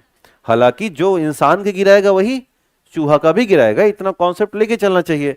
उन्हें पूछ लिया कौन सा विटामिन सपना याद कराता है। तो इससे पहले किसी ने ना तो पढ़ाया था और ना ही सपना याद करने कोई मतलब था कि ड्रीम को सुबह उठते ही याद रहता है कि नहीं याद रहता। तो विटामिन कमी है।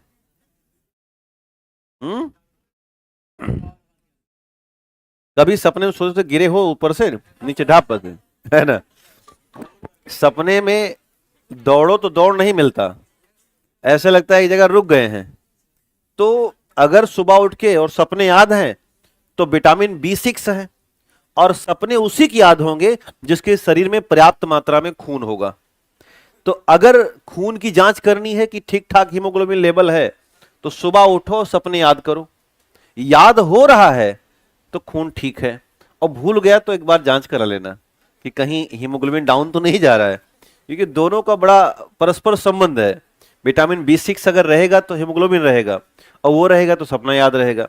तो ऐसे अतरंगे सवाल आते हैं, तो ऐसे सवालों को या तो नहीं किया जाता, या तो राम का नाम लेकर के मार देते हैं तुक्का, तो सही हुआ तो सही हुआ, नहीं तो कोई बात नहीं।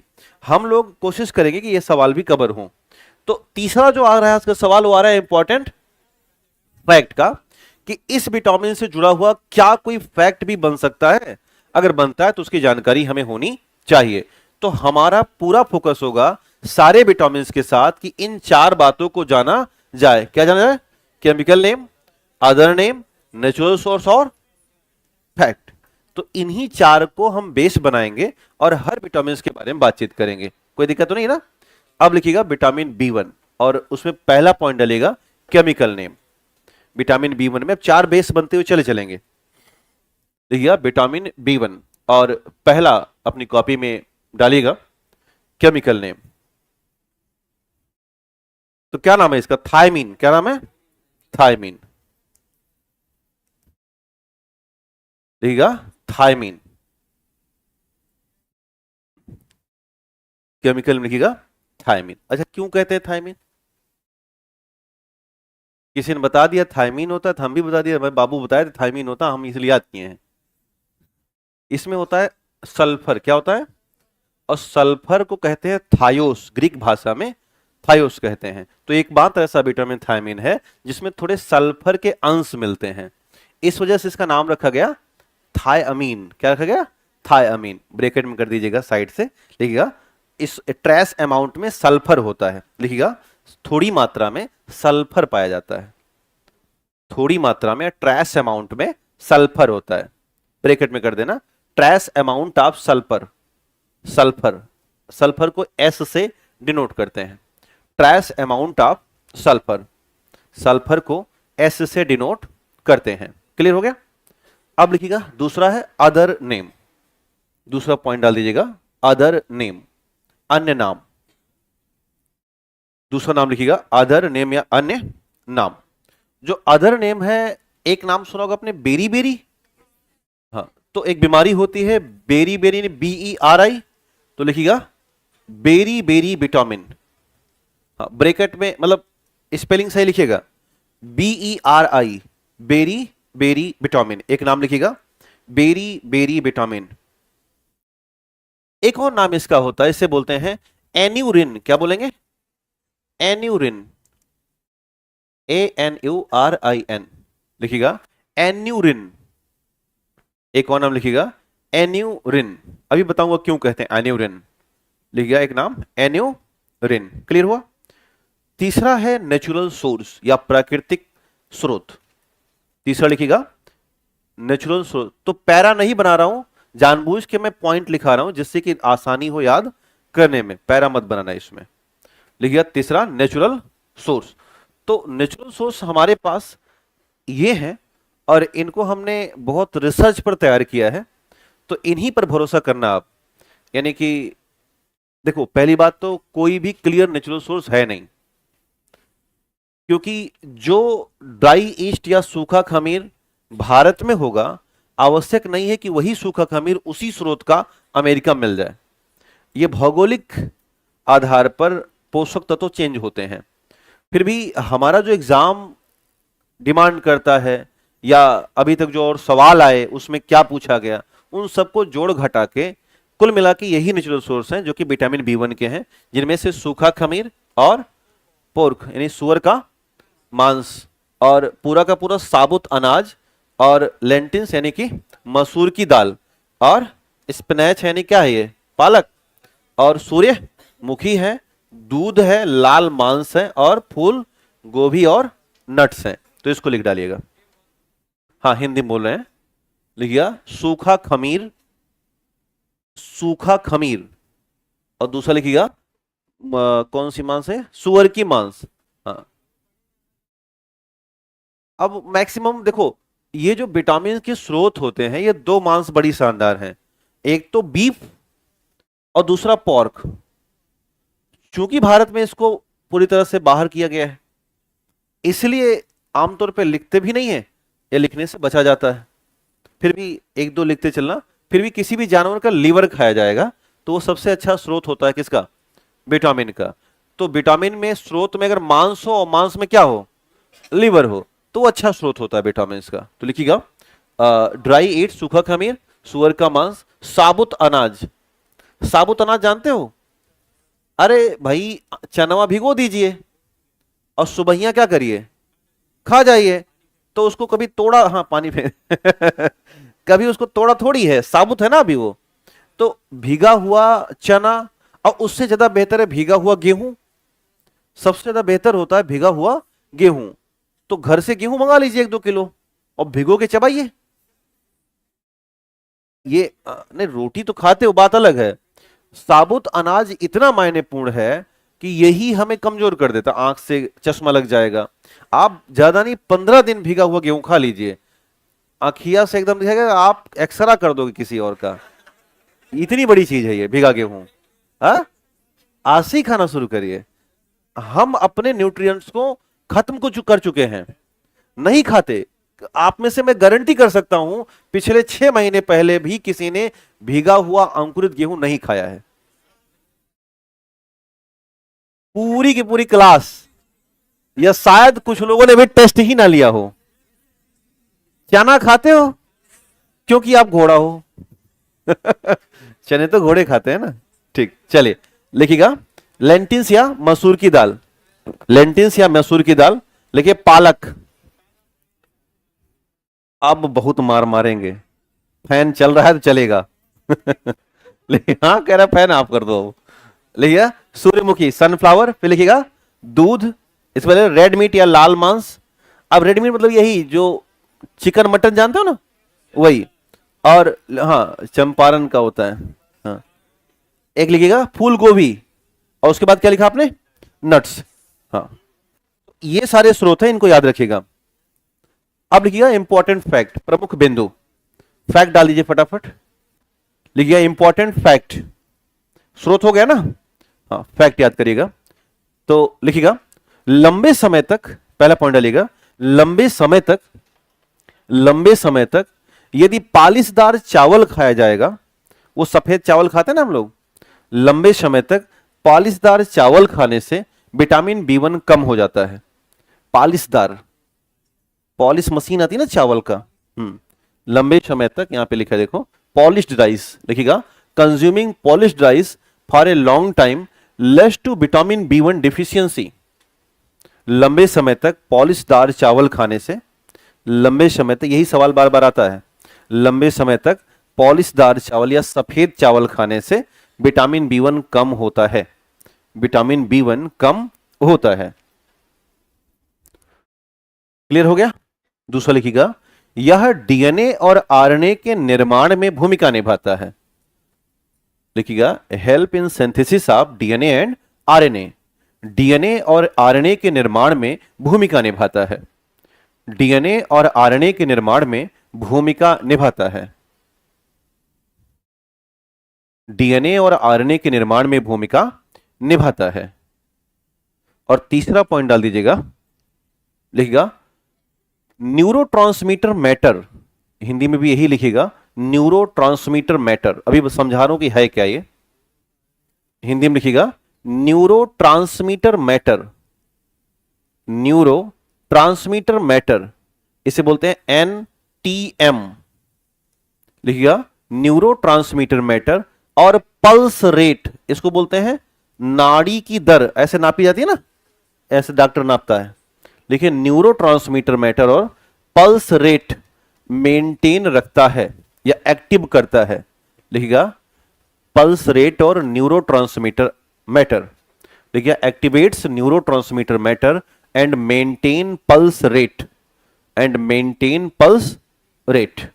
तो न्यूरोट्रांसमीटर मैटर को एक्टिव करेगा और हमारी जो नाड़ी की दर है उसे बनाए रखता है, नाड़ी की दर को बनाए रखता है। तो डॉक्टर कभी कभार यहां पर पकड़ता है, तो जितना आपका हृदय धड़केगा उतना ही नाड़ी धड़कती है। हार्ट के सिस्टोलिक और डायस्टोलिक नंबरों के आधार पर इस वाले पॉइंट पर आपको धक धक की आवाज सुनाई देगी। और अगर यहां पर डॉक्टर पकड़ के देख लिया और वो बता देगा कि आपका हार्ट सही है कि गलत चल रहा है, तो हार्ट के रेट के अकॉर्डिंग पल्स रेट क्या होता है, डिटरमाइन किया जाता है। क्लियर है ना। तो heart rate equal to pulse rate है ना। तो ये बात आपको ध्यान रखनी है। और इसको मेंटेन करने काम कौन कर रहा है, विटामिन B1 कर रहा है। इसके बाद लिखिए तीसरा चौथा पॉइंट, देखिए इसकी कमी से शरीर में, इसकी कमी से मस्तिष्क में सूजन हो जाती है, स्वेलिंग इन ब्रेन।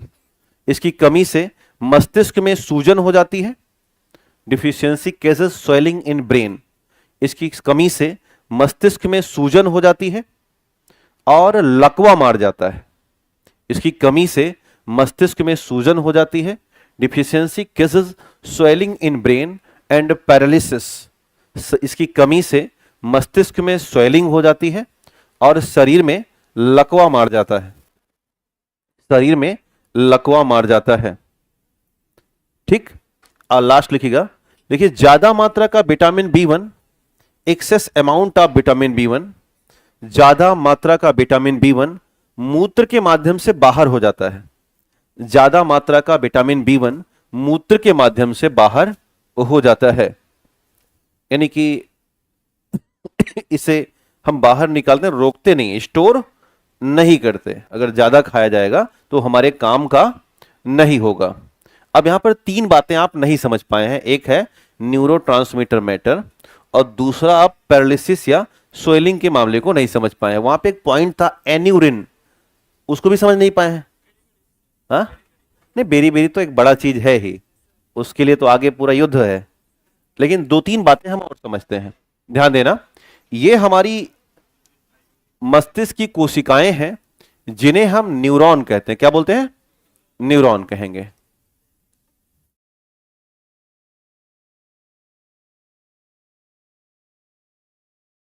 कुछ इस तरह से बनी होती हैं ये,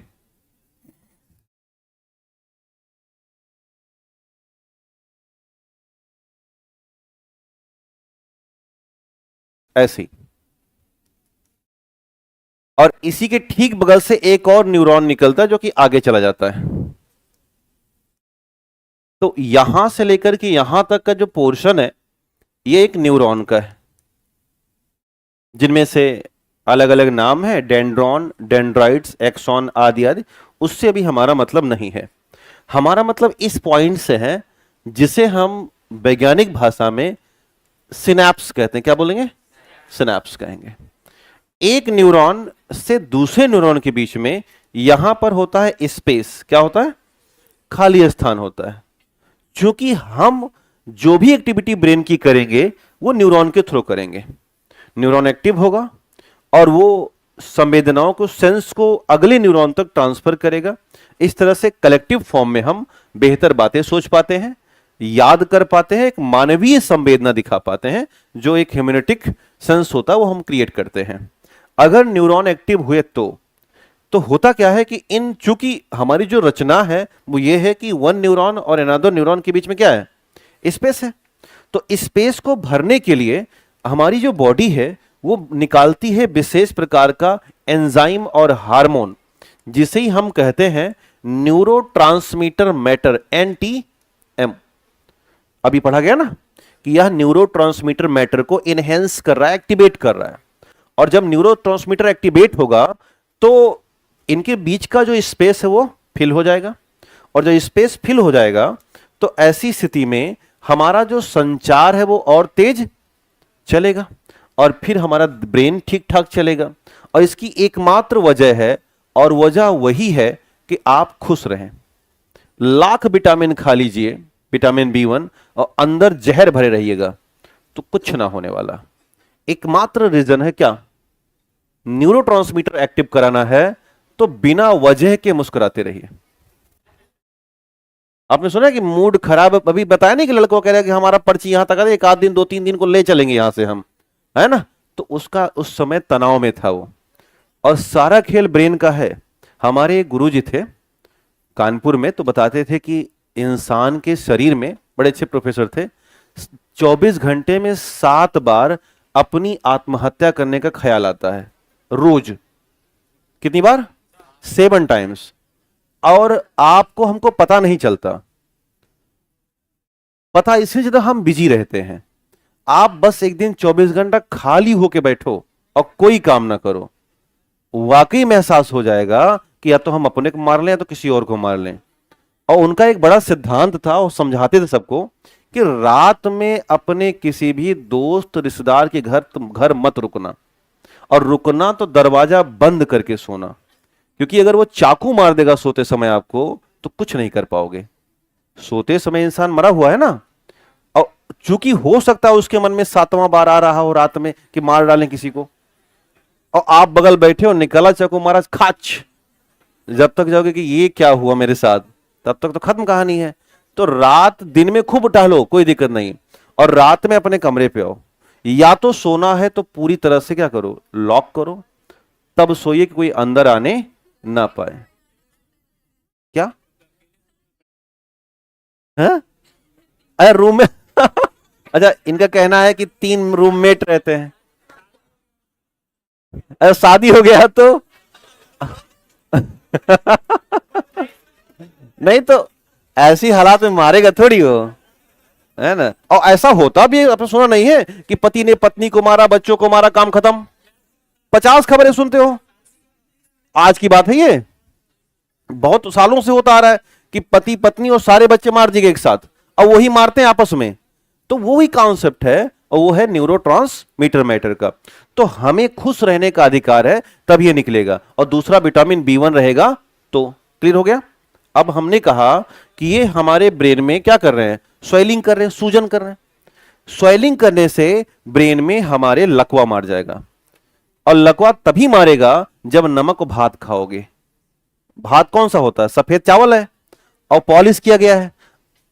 हमारे एक मित्र हैं, उनके पिताजी को इसीलिए पैरालिसिस मारा कि वो पिछले 2.5 साल से सुबह सुबह दुकान जाते थे और घर का खाना बना नहीं रहता था, चावल और नमक और चावल यही अचार खा के भाग जाते थे।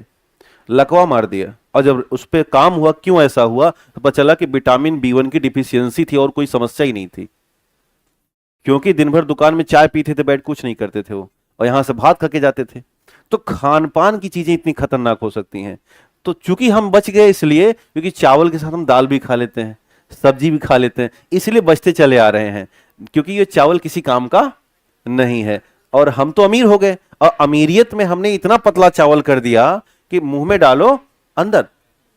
हमारे घर में रिश्तेदार आए थे, विवाह हुआ के लिए, एक बड़े भाई साहब हैं। तो हमारे घर में जो चावल बनता है उसको हटा दिया गया और मंगवाया गया बहुत पतला चावल। क्यों मंगाया गया, कि रिश्तेदार ये जो बरदेखा हैं फंस जाएं और ये जान जाए कि ये लोग यही खाते हैं, जबकि उनको पता है कि हम कोटक चावल खाते हैं हैं? और वही खाना भी चाहिए, क्योंकि थोड़ी बहुत मात्रा में उसमें क्या मिल जाएगा, पॉलिश तो मिल जाएगा। तो बस कॉन्सेप्ट ऐसा ही चल रहा है। तो ब्रेन का सूजन का मतलब यही हुआ कि ब्रेन की सूजन से हमारी बॉडी में क्या आ जाएगा, पैरालिसिस आ जाएगा। तो इसीलिए कहते हैं कि थायमिन, ये ब्रेन ऑफ विटामिन। थायमिन किसका विटामिन है, ब्रेन का। कोई दिक्कत तो नहीं, आगे बढ़ लेते हैं। तो वहीं स्टार बना के कहीं लिख दीजिएगा, कहीं पर एक अदर नाम में ही लिख देना ब्रेन विटामिन। अदर नाम वाले पोर्शन में जगह है ना, हाँ, तो लिखिएगा ब्रेन्स विटामिन, या मस्तिष्क का विटामिन कहते हैं इसे, ब्रेन्स विटामिन या मस्तिष्क का विटामिन।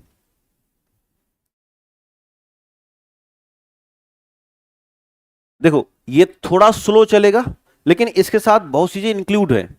केवल विटामिन पर बात नहीं कर रहा हूं मैं और कई बीमारियों को एक साथ क्या कर रहा हूं, समेट रहा हूं और सी बातें बता रहा हूं। अब लिखिएगा हेडिंग बेरी बेरी, लिखिएगा बेरी बेरी। हाँ, इसी में है, थायमिन में है ना।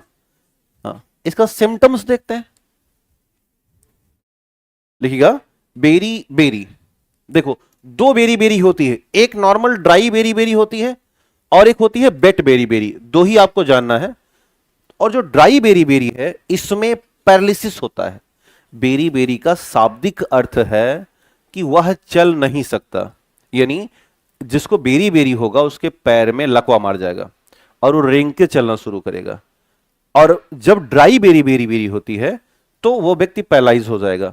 और जब वेट बेरी बेरी होती है तो इसको बोलते हैं कार्डियोवैस्कुलर बेरी बेरी, यानी हार्ट पर अटैक आना शुरू होगा। क्लियर हो गया।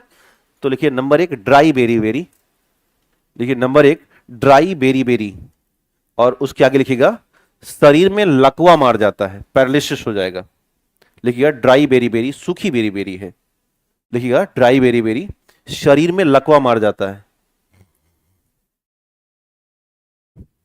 शरीर में लकवा मार जाता है। उसी में आगे बढ़ाना, हाथ पैर में सूजन होती है। इनका देख रहे हो पैरवा भैया, बहुत से लोग आपको दिखेंगे ऐसे दबाओगे तो दबता रह जाता है, पैरवा इतना फूला रहता है। और अक्सर जो घर की महिलाएं हैं उनके साथ ये समस्या बहुत है इस समय कि हाथ पैर में सूजन है, तो वो डिफिशियंट है विटामिन का। क्या लिखेगा दूसरा नंबर, हाथ और पैर में सूजन रहता है। अब लिखिए दूसरा पॉइंट, बेट बेरी बेरी या गीली बेरी बेरी, हाँ नम बेरी बेरी बोलते हैं। लिखिए दूसरा बेट बेरी बेरी। हालांकि बहुत है लेकिन उससे मतलब नहीं है, हमें 2 से मतलब है। लिखिए नंबर 2, बेट बेरी बेरी या गीली बेरी बेरी या सूखी बेरी बेरी। और यह है कार्डियोवैस्कुलर, कैसी है? हार्ट अटैक होगा, लिखिएगा हृदय आघात या कार्डियोवैस्कुलर की समस्या होगी। हार्ट अटैक या हृदय आघात होगा, हार्ट अटैक और हृदय आघात होगा, हार्ट अटैक और हृदय आघात एक ही बात है ना। अब उसी में दूसरा सिम्टम्स लिखिएगा, स्किन बर्न, त्वचा पर जलन हो जाती है, त्वचा पर जलन और फफोले, स्किन बर्न हो जाता है, त्वचा पर जलन और फफोले, त्वचा पर जलन और फफोले, त्वचा पर जलन और फफोले। तो कॉन्सेप्ट क्लियर हुआ?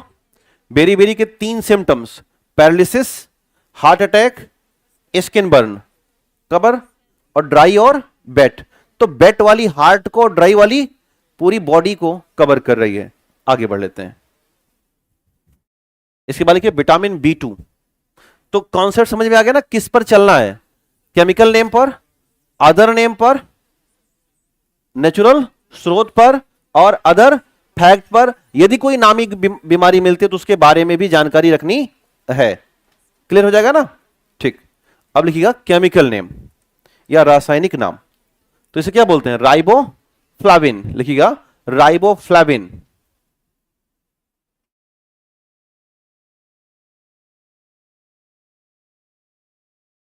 राइबोफ्लाविन। और क्यों कहते हैं? इसमें होती है राइबोज। क्या होता है? राइबोज पढ़ा है? पेंटा पढ़ा होगा। और प्लस में ये होता है फ्लेवस। क्या होता है?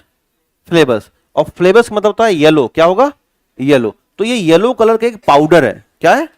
येलो कलर का पाउडर है और इसमें राइबोज शर्करा होती है। तो राइबोज प्लस क्या मिला दिया गया?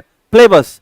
तो राइबोज फ्लेवस बराबर राइबोफ्लेविन। तो उसी ब्रेकर में लिख देना ribose plus yellow colour, ribose plus yellow powder. Bracket कर देना ribose plus yellow powder, ribose plus yellow powder. तो सवाल कर सकता है किस विटामिन में राइबोज शर्करा होती है? विटामिन B2 में। अब लिखिएगा अदर नेम।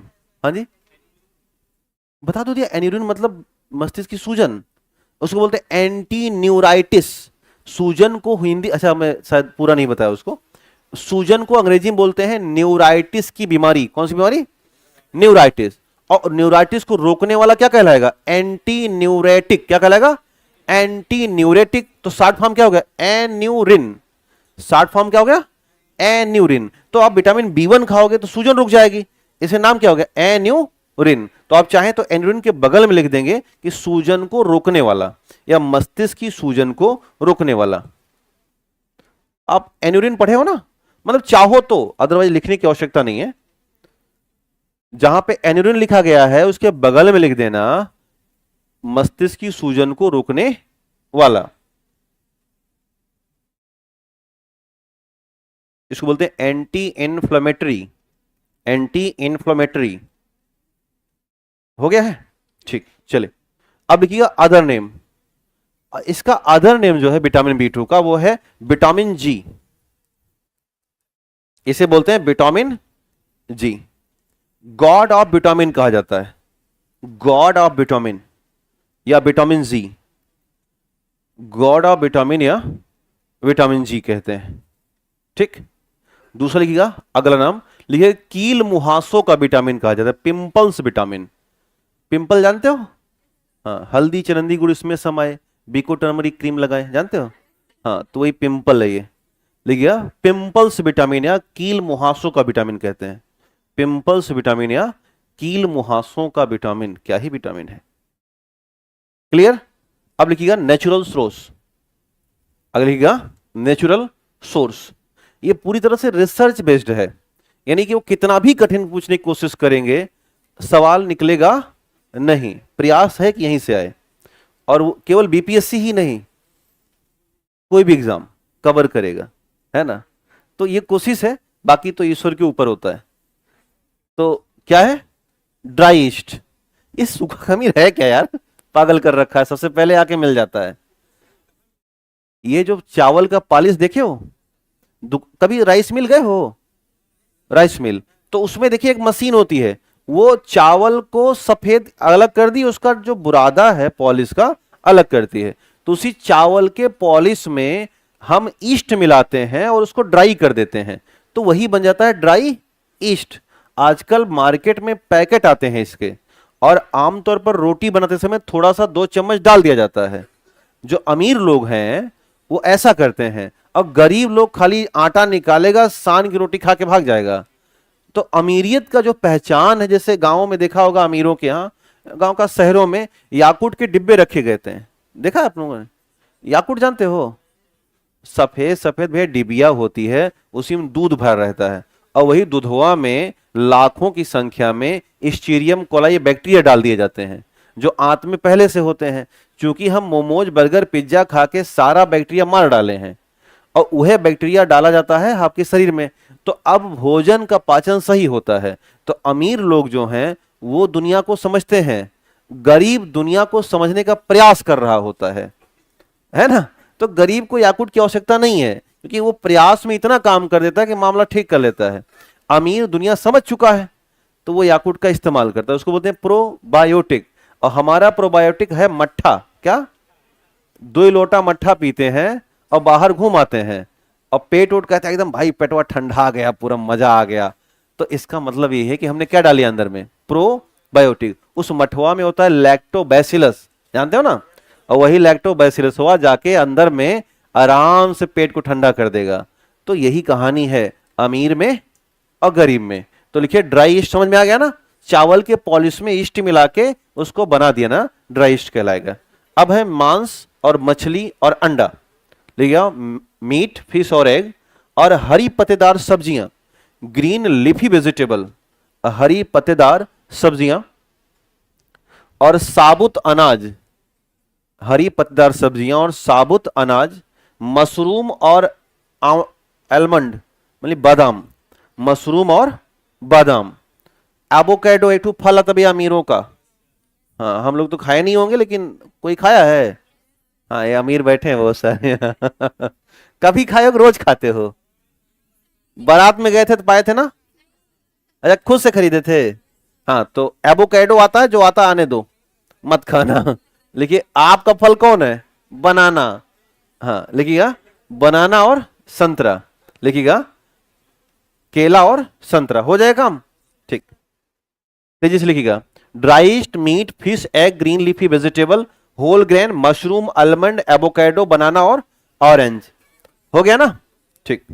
अब लिखिएगा इंपॉर्टेंट फैक्ट, महत्वपूर्ण बिंदु, लिखिएगा तेजी से। इंपॉर्टेंट फैक्ट,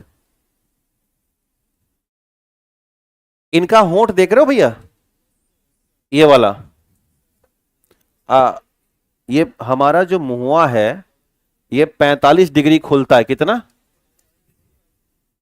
और सांप का मुंह खुलता है 180, ताक ऐसे खोल देगा। और कुछ लोग जो खाते हैं गुटखा उटका, उनका खुलता है 20 डिग्री, कितना निकलेगा? 10 डिग्री। आ करो आ तो कहेंगे 1 उंगली, है ना? हाँ, चम्मच से खाएगा, सब म्यूकस हो जाता है ना इधर, ये जम जाता है। अब भाई मशीनें तो है, और दिन भर सुपारी फोड़ रहे हो, कट कट कर रहे हो, उसी से कहां तक चलेगी ये? तो ये जाम हो जाती है पूरी की पूरी, तो सब म्यूकस फाइब्रोसिस हो जाता है। हमारे वाला जाम नहीं है, लगभग लगभग 45 डिग्री ओपन हो जाएगा। लेकिन जब ये बीमारी होती है तो ये होठवा दोनों भैया सड़ जाता है, और किनारे से मवाद निकलती है। इसका किस करना हो क्या ही हो, है ना? मतलब क्या ही किया जाए इसके साथ, कुछ नहीं हो सकता इसका। एक बीमारी होती है पायरिया, सुना है?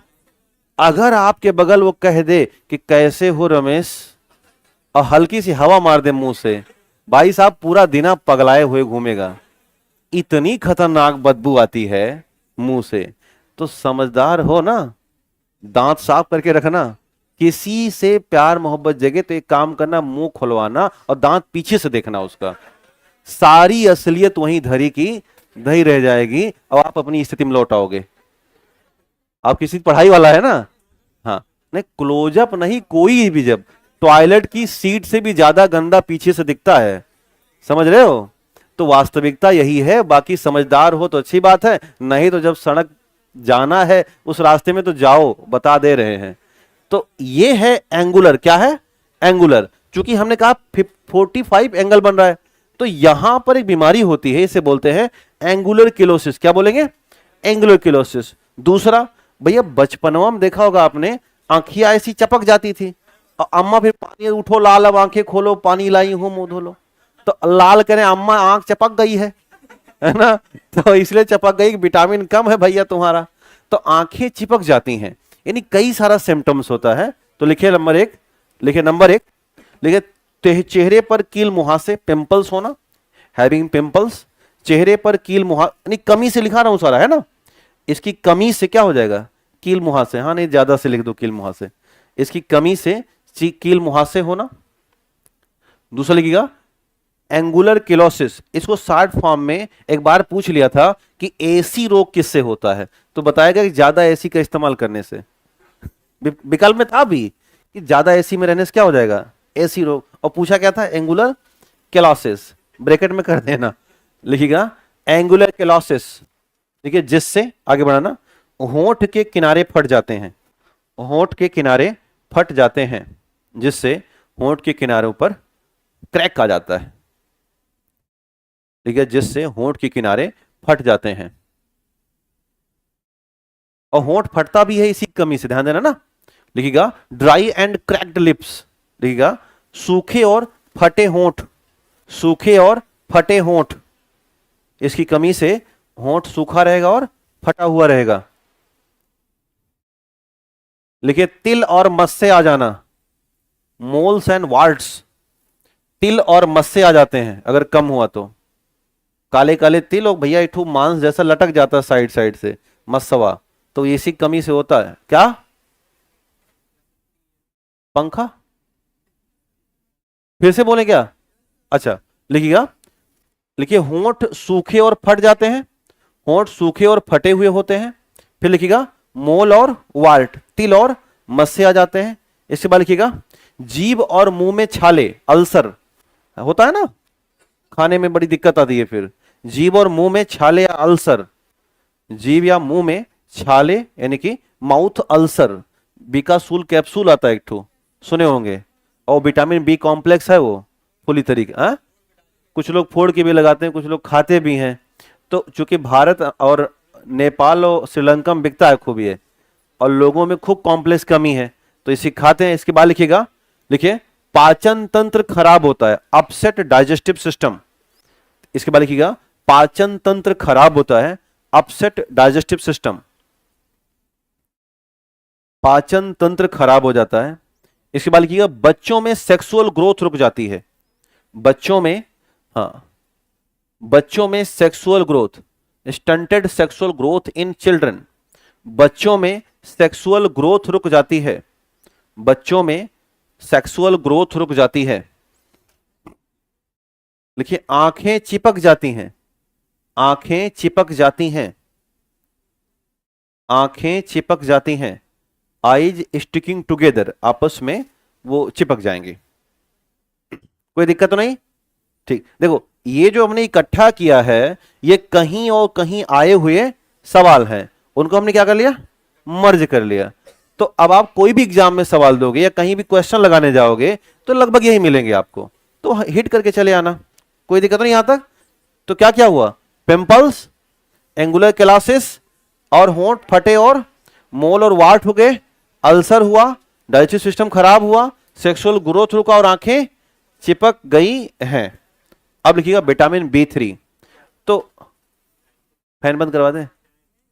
नहीं 1 बजे तक है, ठीक नहीं, ऐसा ध्यान दो कि ऐसा मत कहा करो कि समय हो गया, इससे टीचर के मन में दिक्कत आती है कि इसका मतलब आपको सही नहीं पढ़ा रहे हैं क्या। तो कहने का सही है कि यहां पे जो स्लाइड लगी है ना, ये दिखाता, कहीं जाना है, कोई इंतजार कर रहा है, बात कर ले हम उससे,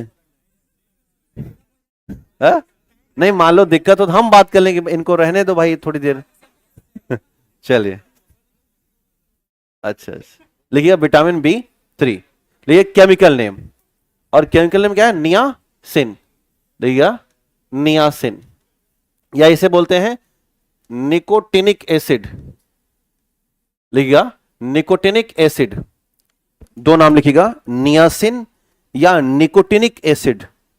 नियासिन या निकोटिनिक एसिड, नियासिन या निकोटिनिक एसिड। ओके, अब लिखिए अदर नेम, अन्य नाम। लिखिए, बोलता तो मैं दोनों बोलता हूं, लिखिए अन्य नाम क्या है, ये उर्दू है, अजीब कहानी है, अंदर अंदर रह के उबाल आ जाता है। हिंदी में बोल देना गुरु, है ना। कई देर, बहुत देर से सोचे रहते हैं कि अब की इनको हम साथ देंगे, है ना, बोले तो सही। लिखिएगा अन्य नाम या अदर नेम, ध्यान देना। इसे हम जानते हैं स्किन के लिए, किसके लिए, स्किन के लिए। तो हम इसे कई बार नाम देते हैं स्किन विटामिन, क्या बोलते हैं। तो पहला पॉइंट लिख लीजिएगा, त्वचा का विटामिन या स्किन विटामिन। ठीक है, पहला पॉइंट त्वचा का विटामिन या स्किन का विटामिन, त्वचा का विटामिन या स्किन का। दूसरा लिखिएगा, दूसरा लिखिएगा, लिखिए ब्रेन विटामिन, कैसा है। हाँ, एक और मिला होगा इससे पहले, हाँ कलेक्टिव फॉर्म मिलते रहेंगे। दूसरा लिखिएगा brain vitamin, skin vitamin and brain vitamin.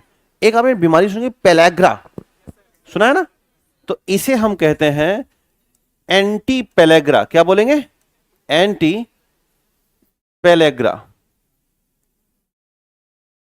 Anti pellagra vitamin, anti pellagra vitamin. नहीं नहीं, ये लिखिए, बदल गया है, नहीं नहीं यही लिखो, हम पूरी होशो हवास में लिखा रहे हैं, है ना। 2006 तक ऐसा था, अभी रिसर्च चेंज हो गया। 2006 तक के जो नोट्स थे वो लिखाते थे B5 के लिए। अभी जब इसको बातचीत बदली गई तो कंफ्यूजन ये हुआ कि B3 को बोलते थे पेंटाथोनिक और B5 को बोलते थे नियासिन, ऐसा कंफ्यूजन था। अभी 2006 के बाद से सब कुछ बराबर कर दिया गया है, तो अब यही पढ़ना है ना। और 2 बार आयोग ने सवाल भी पूछ लिया है इसी के नाम से, उसने पुष्टि कर दी है कि मैं क्या मानता हूं, B3 बराबर नियासिन। क्लियर, ठीक। तो क्या लिखा आपने, एंटी पेलेग्रा। इसको एक बार पूछा गया था कि पीपी विटामिन कौन सा होता है, तो खेल का एक खेलते हो, तो खेल यह था कि पेलेग्रा प्रिवेंटिव विटामिन, पी से पेलेग्रा और प्री से प्रिवेंशन, प्रिवेंशन मतलब बचाव करना।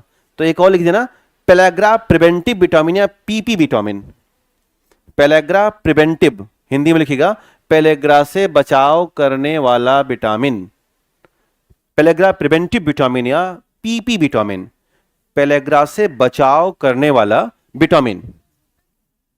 बता रहे हैं आगे, इतनी बड़ी बीमारी बताऊंगा नहीं, कैसे काम चलेगा, उम्मीद करो कि बताऊंगा मैं। आगे बढ़ जाए। अब सवाल आता है कहां से ये मिलता है, तो जवाब होगा सूखा खमीर, खाना ही पड़ेगा लग रहा है। देखिए सूखा खमीर, रेड मीट और यकृत, चिकन, रेड मीट, लीवर और चिकन, सूखा खमीर, लाल मांस, यकृत और चिकन, ब्राउन राइस,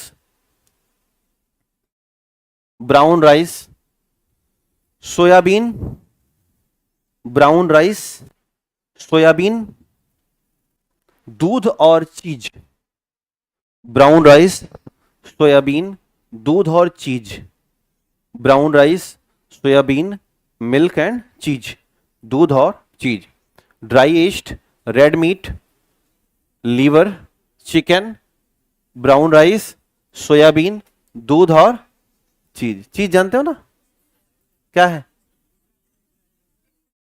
पनीरिया नहीं जानते हो, तो पनीरिया ही चीज है, चलो मतलब हाँ वही कहानी है।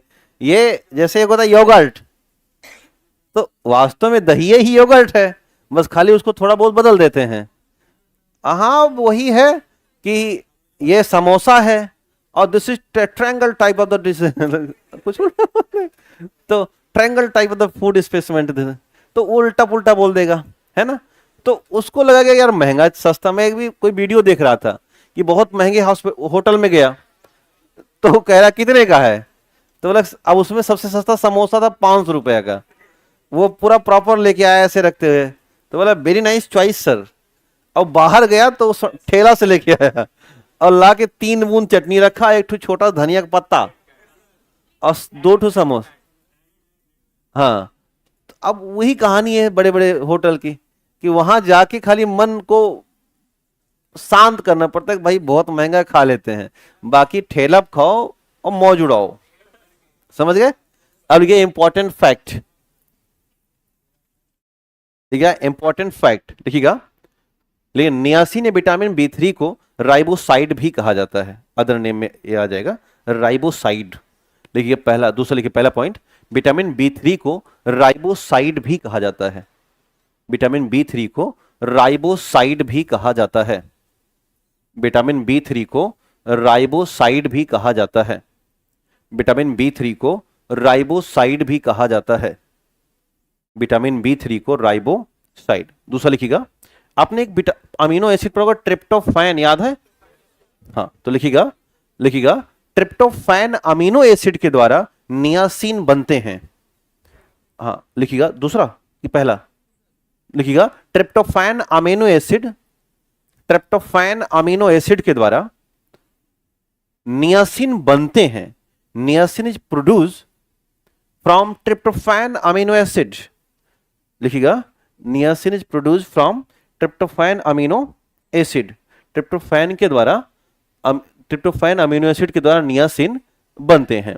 और लास्ट में पता है कि इसकी कमी से क्या होगा? पेलेग्रा। तो लिखिएगा नियासिन की कमी से पेलेग्रा हो जाता है। Deficiency cases pellagra disease. Niacin की कमी से पेलेग्रा हो जाता है। तो सारा फोकस आपका कहां पर है इस समय? पेलेग्रा पर है। तो अलग से हिंट डाल दीजिएगा, पेलेग्रा डिजीज। इनको देखिएगा जरा, सिम्टम्स इनका चेक करते हैं। यहां पर देखना रेसेस बहुत सारे हैं, तो स्किन का सीधा संपर्क है पेलेग्रा से। दूसरा, ये जो व्यक्ति है हल्का सा आपको पागल दिखेगा, इसको बोलते हैं डेमेंशिया। क्या बोलते हैं? डेमेंशिया। आपने देखा होगा चौराहों पे अक्सर 1-2 पागल आपको मिल जाएंगे, भारतीय चौराहों पे पाए जाते हैं, वो उनका इलाका होता है। हाँ हाँ, अक्सर पाए जाएंगे आपको। तो वो लगभग सिम्टम्स सेम लेके चलते हैं पेलेग्रा वाला। दूसरा, इन्हें बार बार दस्त होता है। आपने एक बीमारी सुनी कि डायरिया, सुना है? डायरिया, तो डायरिया के सिम्टम्स दिखाई देते हैं और अंततः इनकी डेथ हो जाती है। क्या हो जाएगी? डेथ हो जाएगी। तो आप देख रहे हैं कि डर्मेटाइटिस हो रहा है, यानी स्किन पर रेसेस, डायरिया हो रहा है और डेमेंशिया हो रहा है और डेथ हो जा रही है। तो कितने डी हो गए? मोदी जी अक्सर ऐसे जोड़ लेते हैं, हाँ 4D 3D ऐसा करते हैं ना, तो इसलिए हम एग्जैक्टली पेलेग्रा को 4D डिजीज भी कहा जाता है। क्या कहा जाए? 4D, डर्मेटाइटिस, डेमेंशिया, डायरिया और डेथ। क्लियर हो गया? तो सिम्टम्स क्या हुए? त्वचा पर रेसेस आने, दूसरा पागलपन हो जाना हल्का, और तीसरा बार बार दस्त आना, और चौथा मौत हो जाना। ये तो शानदार सिम्टम्स है। तो 4 सिम्टम्स को बराबर क्या हो जाएगा? पेलेग्रा। क्या हो गया? पेलेग्रा। तो लिख लीजिएगा, चारों सिम्टम्स लिखिएगा। लेकिन नंबर 1, देखिए नंबर 1 डेमेंशिया या पागलपन लिखिएगा, सिम्टम्स लिखिए, सारा खेल सिम्टम्स का है। ठीक है, नंबर 1 डेमेंशिया या पागलपन। नंबर 2 लिखिएगा डेमेंशिया या पागलपन। नंबर 2 लिखिएगा डायरिया। नंबर 2 लिखिएगा डायरिया, DIARRHEA, डायरिया। नंबर 2 लिखिएगा डायरिया, और ब्रैकेट कर देना दस्त आना, डायरिया या दस्त। और नंबर 3 लिखिएगा डर्मेटाइटिस या स्किन डिजीज।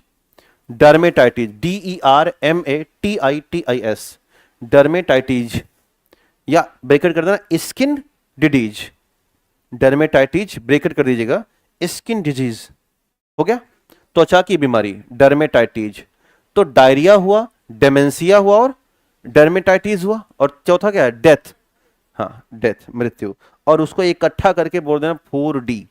4D कर देना ऐसे कि pellagra is equal to 4D disease. 4D। Clear हो गया? सिम्टम्स दिमाग में रहेंगे। आगे बढ़ा जाए। त्वचा पर रेसेस, डेमेंशिया, दस्त आना और मर जाना।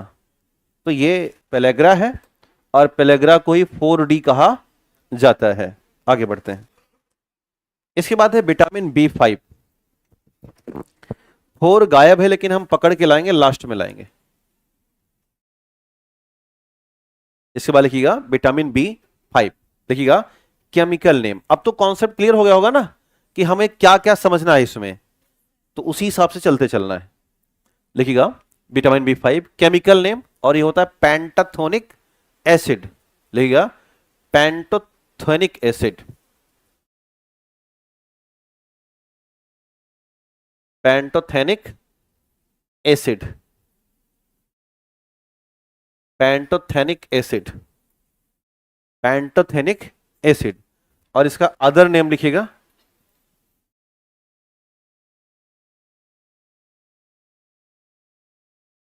एंटी स्किन बर्न विटामिन, त्वचा प्रदाह रोधी विटामिन, त्वचा प्रदाह रोधी विटामिन, त्वचा प्रदाह रोधी विटामिन या एंटी स्किन बर्न विटामिन, त्वचा प्रदाह रोधी vitamin, anti skin burn vitamin. तो ये भी किससे कनेक्ट हो रहा है? स्किन से। तो वहीं आप चाहें तो लिख दें स्किन विटामिन, त्वचा प्रदाह रोधी विटामिन या एंटी स्किन बर्न विटामिन, और वही नीचे लिख दीजिएगा ब्रैकेट में। इससे पहले कहीं स्किन विटामिन मिला है? अभी 3 मिला नहीं था, मिला था ना? ठीक है, तो अब इसके स्रोत देख लेते हैं। लिखिएगा नेचुरल सोर्स, लिखिएगा नेचुरल सोर्स। इस बार आपको मुक्ति मिली है किससे? ड्राई ईस्ट से, है ना? लिखिए पीनट। पीनट माने क्या होता है? ग्राउंडनट जानते हो ना? हाँ, उसी को पीनट कहते हैं। आज एक पीनट बटर आता है, देखा होगा आपने डब्बे में, ब्राउन ब्राउन। तो अक्सर अमीर खाते हैं इसको, अपन लोग तो खाए नहीं कभी ज्यादा, कि खाए हो? हम सीधा मूंगफली चबा लेते हैं, है ना? सप्लीमेंट्री इस्तेमाल करते हैं और इसलिए वो सप्लीमेंट्री हो भी जाते हैं, हम लोग नहीं खाते। लिखिए पीनट, लिखिएगा मांस, यकृत और मशरूम। पीनट, मांस, यकृत और मशरूम, पीनट, मांस, यकृत और मशरूम। एवोकाडो, एवोकाडो, ब्रोकली, एक हरी हरी गोभी आती है भैया, उसको ब्रोकली कहा जाता है, ब्रोकली। स्वीट पोटैटो, शकरकंद, हाँ broccoli, sweet potato. Egg, milk और चीज, एग, मिल्क और चीज, sweet potato, egg, milk and चीज। तो फिर से ध्यान देना, पीनट, मांस, यकृत, mushroom, avocado, broccoli, sweet potato, अंडा, दूध और पनीर। अब लिखिएगा इंपॉर्टेंट फैक्ट, लिखिएगा इंपॉर्टेंट फैक्ट। इसमें जो खाद्य स्रोत है इसमें कुछ समझाने जैसा नहीं है, बस आपको लिखना है, 2-3 बार उसको पढ़ना है कि कहाँ मिलता होगा, और कई बार जब प्रैक्टिस करेंगे तो वहां से एहसास हो जाता है अपने आप कि देखो ड्राई ईस्ट यहां पर था, या आप मैक्सिमम आप उठा के देखेंगे तो सारे कॉम्प्लेक्स सेम सोर्स पर चल रहे हैं, बहुत अंतर नहीं है। तो अगर आप सेम सोर्स भी याद कर, और मैं आपको अच्छी बात बता दूं कि विटामिन बी कॉम्प्लेक्स से ज्यादा सोर्स पूछे नहीं जाते हैं, ज्यादा सोर्स पूछता है ए और सी और डी के। रीजन कि उसका जो सोर्स है वो बिल्कुल गिना चुना है, बहुत ही ज्यादा वो मस्तिष्क में है, लोगों के मुंह में जबान पे है, इसलिए सवाल वहीं से आते हैं। लेकिन अगर सवाल यहां से बना तो हम लोग तैयार रहेंगे। अब लिखिए पहला पॉइंट, लिखिएगा। हाँ, तो वही किसके लिए एसेंशियल है? स्किन के लिए। हाँ, तो लिखिए पहला पॉइंट, विटामिन B5 त्वचा के लिए आवश्यक माना जाता है, essential for skin. Vitamin B5 त्वचा के लिए आवश्यक माना जाता है, विटामिन B5 त्वचा के लिए आवश्यक माना जाता है।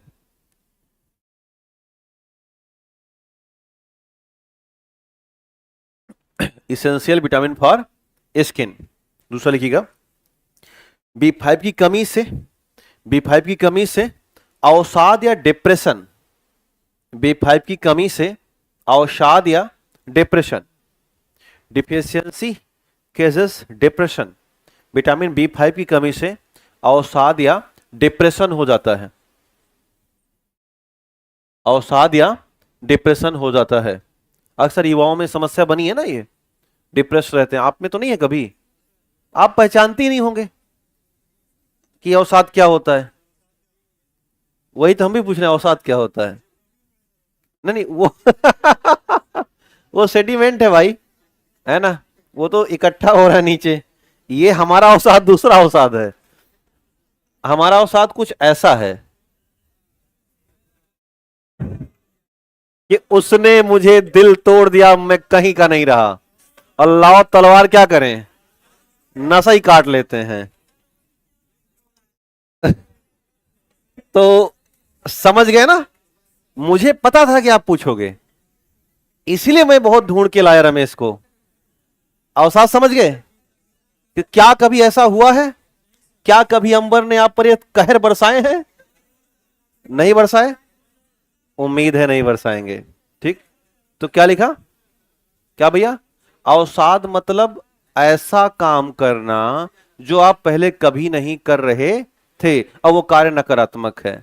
और बाकी आप उस फोटो को देख के पूरी तरह समझ गए कि अवसाद का मतलब क्या है। अनाप शनाप काम करते रहना, एक कमरे में बैठ करके ये सोचना कि कल ये धरती पलट जाएगी, एक कमरे में बैठ के ये सोचना अब तो क्या होगा। कल हमारे एक मित्र फोन किए, तथाकथित मित्र हैं और बहुत दिन से तैयारी कर रहे हैं। आप तथाकथित का आशय है कि उनको बहुत समझाता हूं, नहीं समझने को तैयार है वो, और कई सालों से तैयारी कर रहे हैं। हमको मना करें बस करो, रहने दो। यूपीपीसीएस में लगे हैं और उम्र के 40वें साल में प्रवेश कर रहे हैं। तो और करीब 5 बार इंटरव्यू दे चुके हैं। कहीं मामला अटका हुआ है, कृपा पता नहीं कहां रुक गई है, समझ ना आ रहा। तो मामला यह है कि वो एक महिला के बाबू भैया लड़की का चक्कर तो एक महिला ऐसी है उनके जीवन में जो उनको बार बार डिस्ट्रैक्ट कर देती हैं। जब जब वो इंटरव्यू देने आते हैं तब तक उनसे लड़ाई कर लेती हैं, और वो तब तब त्याग समर्पण की भूमिका निभाते हैं और दिमाग खराब करके पहुंच जाते हैं इंटरव्यू देने। हाँ हाँ, श्रद्धा होनी चाहिए लड़की है। हाँ चलिए, तो आपको ये मनोज बनना पड़ेगा ना, मानते हैं नहीं? अब आप पगलेट बन के कोई घूम रहा है, श्रद्धा कहां से मिलेंगी? जैसे हमारे मित्र हैं, उनको श्रद्धा नहीं मिल सकती ना, क्योंकि वो साइको टाइप के हैं। तो उनको मैं कल समझाया कि भाई यार तू कोई बिजनेस कर ले, 2-4 लाख हमसे ले जा और आराम से बिजनेस कर तू। तो कह रहे नहीं, एक बार और कर लेते हैं।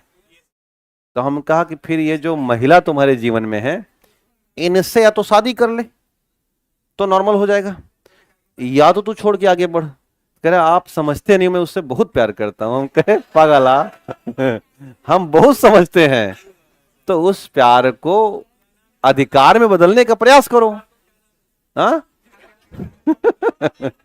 तो डिप्रेशन वही जन्म लेता है जहां पर इस तरह की बातें होती हैं। आपको सफलता नहीं मिल रही है, आपको लगेगा कि अब क्या ही हो गया, जीवन खत्म। अब ये विटामिन B5 है तो बचा लेता है, नहीं तो फिर कहानी उनकी ऐसी है जैसी है। आगे देना, ये संगीतक बलवा देख रहे हो कैसा हो गया, सफेद। कैसा हो गया, सफेद। लिखिएगा, B5 की कमी से बाल सफेद हो जाते हैं। लिखिएगा, हेयर टर्न्स ग्रे। B5 की कमी से, लिखिए हेयर टर्न्स ग्रे। B5 की कमी से बाल सफेद हो जाते हैं, hair turns grey colour. B5 की कमी से बाल सफेद हो जाते हैं। सब देखो, बाल सफेद मतलब व्हाइट नहीं होता कभी, है ना। बाल कैसा होगा, ग्रे होता है ना। ब्राउन तो बाद में होता है, या पहले हो जाता है ब्राउन, बाद में फिर ग्रे हो जाएगा। इसके बाद लिखिएगा अगला पॉइंट, लिखिएगा B5 की कमी से मांसपेशियां कमजोर हो जाती हैं, मसल्स वीक हो जाएंगे। B5 की कमी से मांसपेशियां कमजोर हो जाती हैं, तो याद रहेगा। अब लिखिए विटामिन B6। अब लिखिएगा विटामिन B6। और यहीं तक हम लोग करते हैं आज। कल हम इसे लास्ट कर देते हैं, यानी कल इसका फाइनल कर लेते हैं। तो समझ में आ रहा है, आइडिया पता चल गया है। पढ़ते रहना। 11 तारीख को आपका क्या है, टेस्ट है। हम चाहते हैं कि शानदार प्रदर्शन हो, और हम चाहते हैं कि टॉप 10 में कम से कम 7 बच्चियां रहें। हो सकता है कि ये बात आप झूठी कर दो, हम ये भी चाहते हैं कि आप बात झूठी कर दो, और हमें चाहते हैं कि आप हमारी बात झूठी होने ना दो। और हम चाहते हैं कि बच्चों में कम से कम 3 तो टॉप रहे ही, लड़कों में हमें चाहते हैं कि आप मेरी बात झूठी कर दो, है ना। तो कुल मिला के यही कहानी है। हाँ, नहीं 5 नहीं। हम क्या कहना चाहते हैं आप चाहते हो, समझ गए हो। तो आप आराम से निकलिए और कल मुलाकात